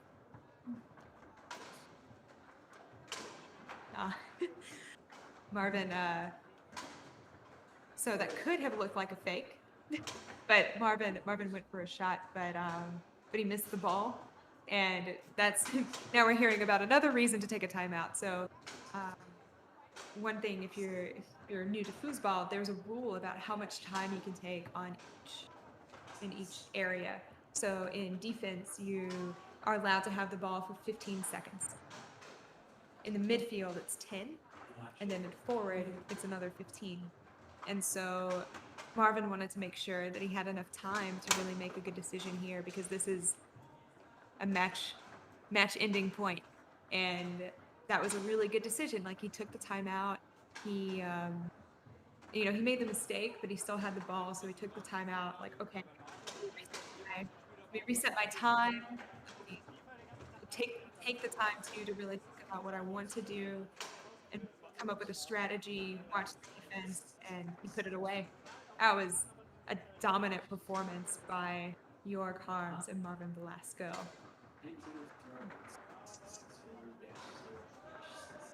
And like I said before, this was a quarterfinal. So Lachetta and Stockman are really good players. You don't get to the quarterfinals by being scrubs, but Marvin and York really took control of that match, and Lachetta and Stockman's didn't get a chance to really show us what they can do. It was a dominant performance.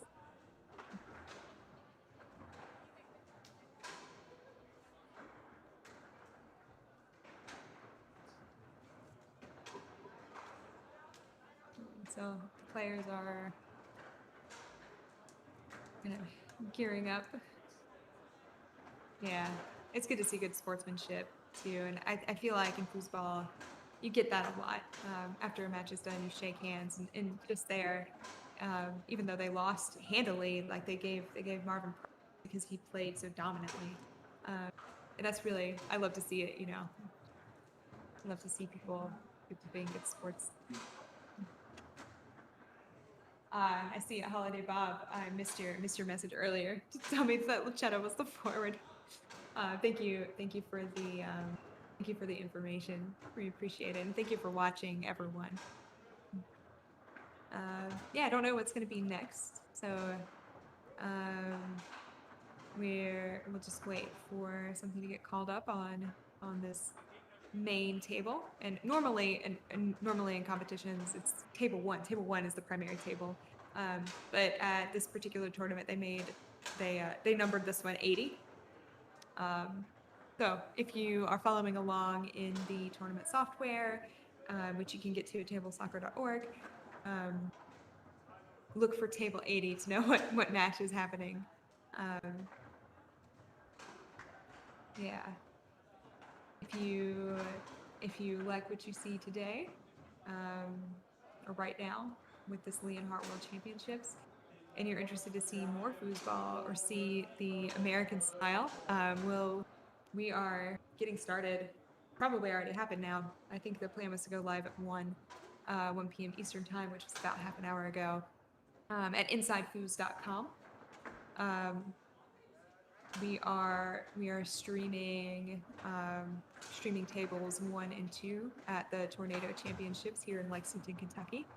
But right now, and on our Twitch, we are covering the Leonhart World Series in Wendell. And here we have Mark. Sorry, Mark, who's slightly off camera here. He's coming back. We've got him back. Wow, I feel like I missed a whole match. Yeah, it's okay. It's okay. It was Marvin Velasco and York Harms again playing Lachetta and Stockman's, and they won 5-0, 5-1. So are we doing that thing where they're like maybe hitting a crescendo? Yeah. They just dominated. It looks like we have Leo Stamera and Robin Hanka back here. We saw them play a little bit earlier. I'm gonna mute this for just a second, and then let's have a quick chat.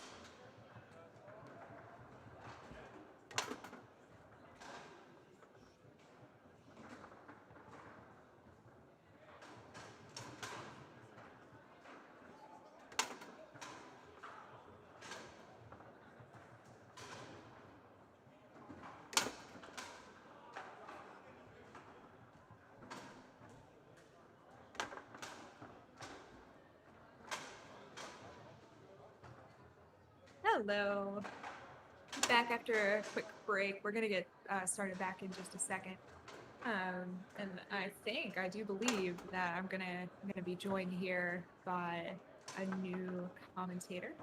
Not new. He's commentated with InsideFoos before. You might recognize him, Keith Flynn. He's on his way over here. So I see we've got Matthias Schopf here in goal. InsideFoos has covered a few of his matches at some Garlando tournaments in Austria this last few months, and he's got a phenomenal two-bar Matthias Schopf. So I'm really excited to see what he's going to do here on Leonhart. I'm gonna hop on mute really quick, say hello to Keith, and then we'll jump on together.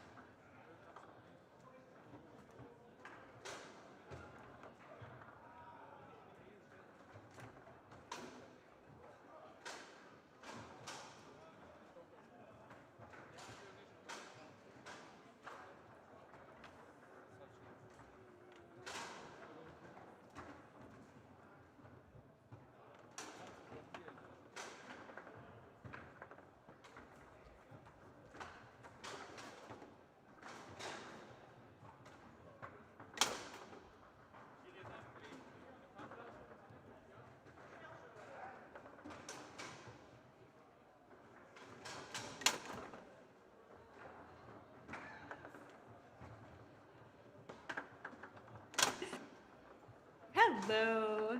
So if you're just joining us, I want to welcome you to our broadcast. We've got the Leonhart 2021 Leonhart World Series here, which is being broadcast from St. Wendell. I am Miriam Ali with InsideFoos. This is Keith Lynn. Thank you for having me, Miriam. Pleasure to be here. Thank you for coming. And so the two of us are not in St. Wendell. We are in Lexington, Kentucky, and both of us are going to be competing the Tornado Championships this weekend. It's happening at the same time. And these two tournaments are the two biggest tournaments in foosball outside of the World Cup, which happens every 2 years. So it's special that these two things are happening the same weekend. It looks like these players are about to get started here. We've got on the left Bjorn Hoffman and Matthias Schopf. They have a German flag next to Matthias Schopf. He is not German, he is Austrian. Here on the right, we've got Robin Hanke and Leo Stamera. They also have a German flag next to Leo Stamera. He is from Luxembourg, although he does live in Germany, to be fair, but he represents Luxembourg on their national team. So he is not German. Just want to point that out. And yeah, these players will get started soon. How are you doing, Keith? Good. It's good to be here. Made it. We drove. It was a long one, but it's definitely good to be here and be ready to compete. It's looking like it's going to be a fun. Looks like we're going to have a lot of players here. Absolutely. I know that this event they had 580 something registrants within a couple hours. So they had to cap it at 520. Oh, 520. Yeah, because of COVID restrictions, they had to cap it. But I think this year it could have easily been over 600 if they didn't have that cap. And at this Tornado Championships, we're going to have over 600. Over 600. Yeah, as well. Nuts. They've already sold out this hotel. This came close to selling out another one down the street. I know. So a lot of good foosball this weekend. This is very cool that we have this opportunity to participate in both. Yeah. Not a lot of people getting to do both. So this is really cool. We're so fortunate. So I was saying earlier before you joined us, actually, that Matthias Schopf, we've had the pleasure of seeing him play on Garlando a few times. InsideFoos stream. He played the Brookmur Open. A couple months ago, I do remember that. Yeah, exactly. And the Lake Challenger as well. Nice, right? Yeah, that was happening simultaneously with the Frog Life Open, I think, that you were at, correct? Yeah, no, very cool. Yeah, so he was playing very, very well at those. So I'm really, and his two bar is beautiful. And in this particular event, this is classic doubles, and so you serve the ball from the two bar. I heard that. I'm relatively new to the sport. I've only been playing for a little less than 2 years, so I wasn't familiar with all the classic rules other than the no rollover. Mm-hmm. So that's very neat that the ball starts in the back. I didn't know that was a classic thing. And aren't there other rules where, as far as like you only get 10 seconds per bar and stuff like that are kind of? Seconds. Yeah, I lied to y'all earlier. I said, yeah, you get 15 seconds. No, not in this event. In this event, it's 10 everywhere. So very cool, different little rules that we get to see played by. It adds a little something, and the thing that you'll probably see here that classic players in the United States won't do is that these guys are, I'm guessing, will all be shooting Euro pins. Not all of them, but most of Yeah. them. Almost no one here does it, at least. The American table doesn't really lend itself to doing it well. The rod is so heavy; it's really hard to get that lap speed. Yeah. Especially, at least here, a lot of players will do it pull side, setting up their rollovers, kind of a tricky thing, but it's hard to go push side. So, We've got a ref on the table here. This is Wolfgang Brewer from Austria. This is the first ref that we've seen, but this is also a semi. I think this is a semi-final match. Let me double check. next question. How deep are we in this event? Yeah, it's pretty deep. This is right. Oh no. This is a quarterfinal, but still. Yeah, we're into it. Yeah. Into the weeds. Very nice. So I have to notice, at least compared to the American game, I know a lot of the classic players here are generally older. These guys looking like they're a little younger, not as Yeah. long in the tooth. Yeah, I think Leo, the forward here, is 25. Wow. Maybe that's not right. Maybe he's 26 or 27. But yeah, you see a lot more. I'd say the average age is probably around 27. Oh wow, yeah, that's definitely a lot lower than here. Maybe even lower. Yeah. Yeah, got a lot of young players. Although at the point that we're at now in the competition, you're probably going to see players who are on average a little bit older because they have more experience. Yes, they get a little deeper into these things. Yeah, exactly. So, how's your German? Oh, bad. Okay. I'm learning. I'm trying to learn, but out of practice for sure. I haven't been to Germany in since I went to Leo Worlds in 2019. So I'm gonna go ahead and guess that they did not have their World Series event last year either. No, unfortunately not. So that's kind of the cool thing is that yes, it's the World Series, but it's been a layoff. We've had a couple years since we were able to kind of get together and do this. So Yeah, it's good. It's good that everything's back. I mean, not that things are back to normal by any means. yes, no, but that we're able to kind of be able to get together and play some foosball. Exactly. And I know for this particular competition, they made players test before participating. It's very smart. Absolutely. I know a handful of people here did it voluntarily, but We've got a little gnat yes. flying around. They A want friend. try and kind of let it go, but it did get right in my face. It's true. You could be a human. You're not a robot. You could be a human on camera. We'll try to not hit each other while swatting a gnat. I got it. Bam. Let's see. Who's it? Matthias has got the ball. Turns it over to Leo here. Nice shot. 1-0. I think that was the first point. Yes. We're checking out the stream comments really quickly.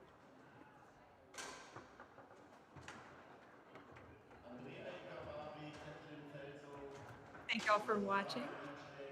Yeah, always thank you for joining us. It's nice to know that we're not doing this for our own benefit. Oh, ball trickles through there.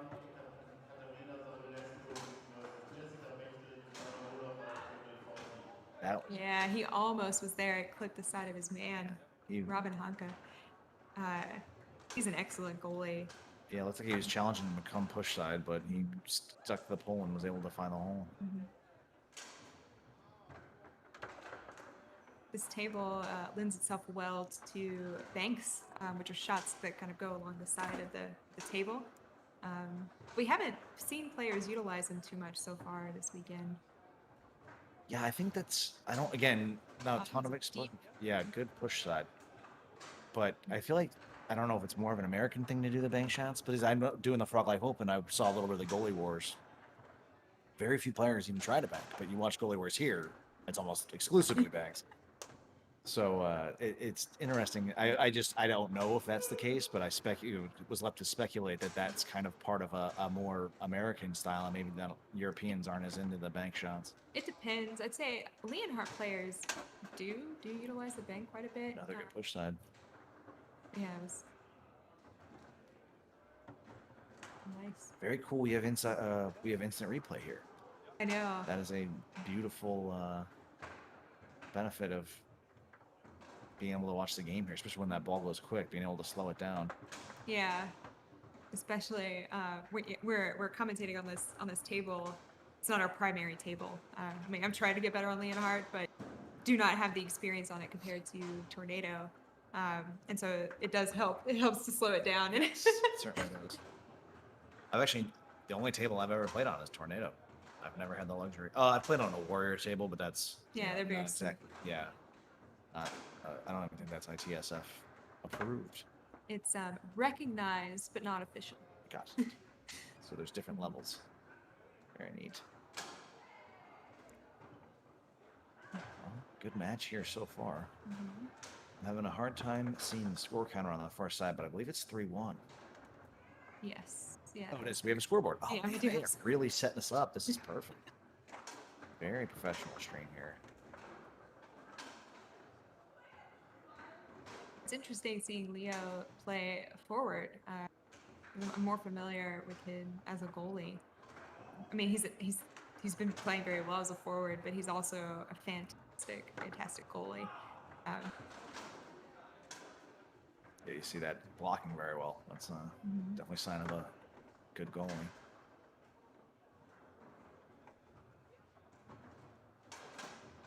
Yeah. Last year. Oh, that was Shot, ooh, yeah. that was a long. I'd like to see the replay on that. Yeah. Crisp. It was. Got that really very deep. This is Oh, now we're gonna see threatening bank. bank. Yeah, there we go. That was nice. So now this is something I'm not as familiar with. Is it harder to keep? I don't want to use. I'm going to use the word slop, but is it harder to keep slop out with those bank corners? You ever get a ball that You kind know, of just careens not on behind this the table. goalie? Not on this table. On Garlando, yes. Yeah, absolutely. There's like a dead spot where if the ball ends up on the ramp at that spot, it's in the goal. You can't keep it out. That's interesting. But on Leonhart, that's not really a problem. You can get to the corner. I think it is a bit harder to keep slop out in general on Leonhart because the guys are skinnier. Oh, yeah, that'll do it. So we're used to playing the American table, which is Tornado, and the guys are thicker. And the ball is really hard on Tornado too. But still somehow, I don't know, it's easier to control the ball. Between the shape of the figures and the It's got material. kind of like a felt, like a not felt, but it's a little fuzzier. Like there's more traction on the ball, I think.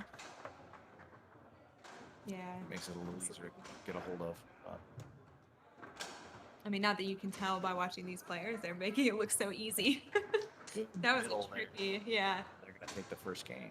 Yeah, that was a nice shot by Bjorn Hoffman.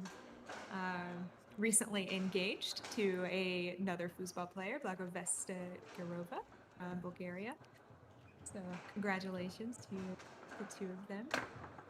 You know a lot about all these players. I've been doing when we did the Frog Life Open. I was like, I knew you, I knew Steven a little bit, and I had no idea. Actually, I had met David Hill. Oh yeah, He came 'cause he over was from at Florida State. Yeah, Yeah. I had actually met him in person, but other than that, I really had no idea who else the big names were there. And obviously Rob Atha, we all know him, very good Tornado player. Is he here? No, Rob Atha. So I think so for benefit of the viewers, Rob Atha is a player from Manchester in England. He is a phenomenal multi-table player, but his preferred table is Tornado. And I believe what happened is that he was holding out hope that he can make it to this one. Here, yeah. Yeah, but because the borders are closed to people in the UK unless they're citizens like me, yeah, I think I'm like the only One that could make person who came from Europe because only citizens are allowed in. So yeah, I think he was holding out hope to come here. And anyway, he's having to quarantine at home at the moment. Oh, that's unfortunate. Yeah. So cheers, Rob. We're thinking about you. Yeah. I hope you're not bored out of your mind. Well, I mean, that's going to be painful. There's 2 of these World Series events going on, or big championship events going on. Exactly. Either of which I'm sure he would be able to be very competitive at and to be stuck at home. Absolutely. It's unfortunate. But yeah, very, I was actually surprised to see we have a couple Canadian, or at least one that I've seen so far, Canadian players here. I wasn't sure if they were going to be able to come down even. Yeah, they the border recently opened. Oh, okay. Yeah, Cool. with Actually, Canada. yeah, I did know that because, well, at least going that direction, my stepdad's currently in Vancouver, so Gotcha. I did know that. But yeah, Yeah, they're not always 2 ways though. Yeah, like exactly. Americans can go into the UK just fine. but UK coming back here. Yeah, Yeah, it's a weird time to be alive, but for sure. we doing our best here. At least if you're stuck at home, you can watch some good foosball. Absolutely. Oh, that was a beautiful grab. Yeah, that was wow. a lot of English on that ball. Oh my spinning up the tape. goodness. That was very well controlled. That's how you know this man is a pro. That's not easy to do, even though he made it look easy. Interesting to see him walking it, but keeping it on that far side. Mhm. That's not a traditional setup for this type of shot. Oh, that was unique. So these rods are a little lighter? Yes. Right. Yeah, they're lighter, and the players are lighter too. Oh, so just a little less overall to Mhm. and I hear that the table as a whole, the entire unit is lighter too. Oh no, the Leonhart table is actually heavier. Oh, really? Oh, Um, okay.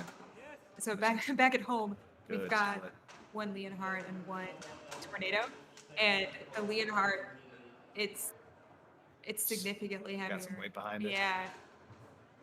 Yeah, it was interesting because my Tornado came first, and then we got the Leonhart delivered. So we moved the Tornado around. It was like, okay, this is hard, but fine. And the Leonhart, actually, maybe it's not heavier. You know what? You know what it is? The cabinet. The cabinet is heavier because it's only one piece. Oh, you can't open it. You can't open the cabinet. So on a Tornado, it's kind of two pieces. You've got the underbelly and then the actual. Let's open it like a chest. Yeah, exactly. So you can store stuff in it.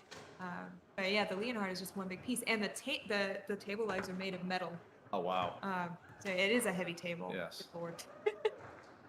So what part of England are you, or the UK are you currently reside? I live in London, Oh. and what's funny, there are probably some of you watching that in the last couple of years have asked me if I live in Europe, and I kept saying, no, I live in New York. Well, now I do, or kind of. UK's its own thing, it's not the EU, but live that side of the Atlantic now. So you're a New York native? Not a native, Oh. no. I lived there for about 8 years, Oh, nice. What part? in the city. Oh, nice. Very nice. Yeah, I'm originally from Connecticut. Oh, nice. Yeah. So I moved to Florida for school 15 years ago now, but yeah, that's what brought me down there. So yeah, I'm originally from the Northeast. And the weather kept you down. Yes. Although my AC went out this week, right? As I was ready to come down, and I'm glad we're here in 70-degree weather during the day and all nights. Yeah, absolutely. That's brutal, especially with the humidity Yeah. here. Yeah, it's not fun, but we do our best. Let's see here. What's happening? Game. We've got Leo. He's got on Making adjustments after they got kind of worked a little bit there in that first game, 5-1. Good. Yeah, he was struggling to score, but it seems like he's starting to find his rhythm. Yeah, good patience. Oh, good. That was good keep up. Yeah, the ball was almost in there. He got that goalie there just in time. So good. Oh. Oh, unfortunate turn of events. That was a solid shot. It was. Missed its mark. Yeah, Matthias's 2-bar is beautiful. Saw him hit that big long earlier, try to tuck that one Yeah, back, that but was phenomenal. off the mark. Oh, Fortunate bounce. losing the ball there. So this is a classic. Oh, good choice. Got him with the changeup. Is the rollover a prevalent shot on the Leonhart? Okay. It's probably the most prevalent, although you do see more Euro pins on pin shots or Euro pins on Leonhart than you would on Tornado for sure. Very interesting. It's always kind of different, because obviously you have different types of table play based on the table, and then we talk about this a lot here in the United States. How regionally on the same table, how the play style differs based on kind of where you are and Yeah. who your local top player is that you Yeah. pick up your habits from and their kind of thing. So very neat to see how different play, and that's why I love. It was a Tornado event the Manchester event that you were at that Oh, I yeah. had the pleasure of calling. It was a table we're used to, but there was a lot. You saw a lot of things, Europins and things that we wouldn't necessarily see here. Good shot there, Oh, yeah, they're showing that. and a huge momentum change here. Oh, that's a beautiful view. Yeah, right. It's not one we get often. That was back pin outside bank that got sent the other way.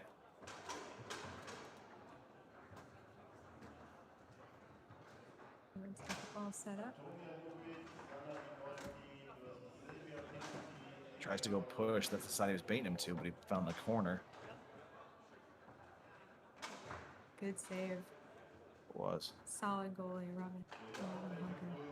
Yeah, defensive play is always cool to watch. Obviously, the offense a little flashier, but when you see somebody really throwing up a wall, good push side there. Made a mistake, wasn't able to keep the ball in and punished him. Yes. Turnovers are costly. Sometimes it's just as simple as minimizing your mistakes. This is something you're not gonna. Oh, there you go. He did a little push kick out of it, but that pin setup from the 2 bar is not something we're gonna see a lot of here, Yeah, absolutely. but a little more prevalent in Europe. Good. Yeah, pass. the Leonhart table lends itself better to these pin shots. And the cool thing about having that pin setup is that you can fairly easily shoot banks off of it too. Yeah, very true. Yes, it's a lot easier to kind of get off the ball and cut the corner. Good pickup. Yeah, he shot just trying to score from his midfield there. And while he didn't get the goal, he got the ball on his offense anyway. So it's a good move. Yeah, sometimes you hit the ball and ball hard, and good things will happen. Another good pick off there. Intercepted. Well, they got the block, made up for the mistake.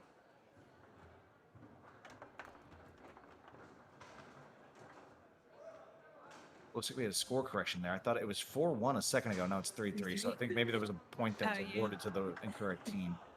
Yeah, it's a bit hard for us to see the score on the far side of the table. But it is 3 on the near side, so maybe a ball kicked around that got misplaced.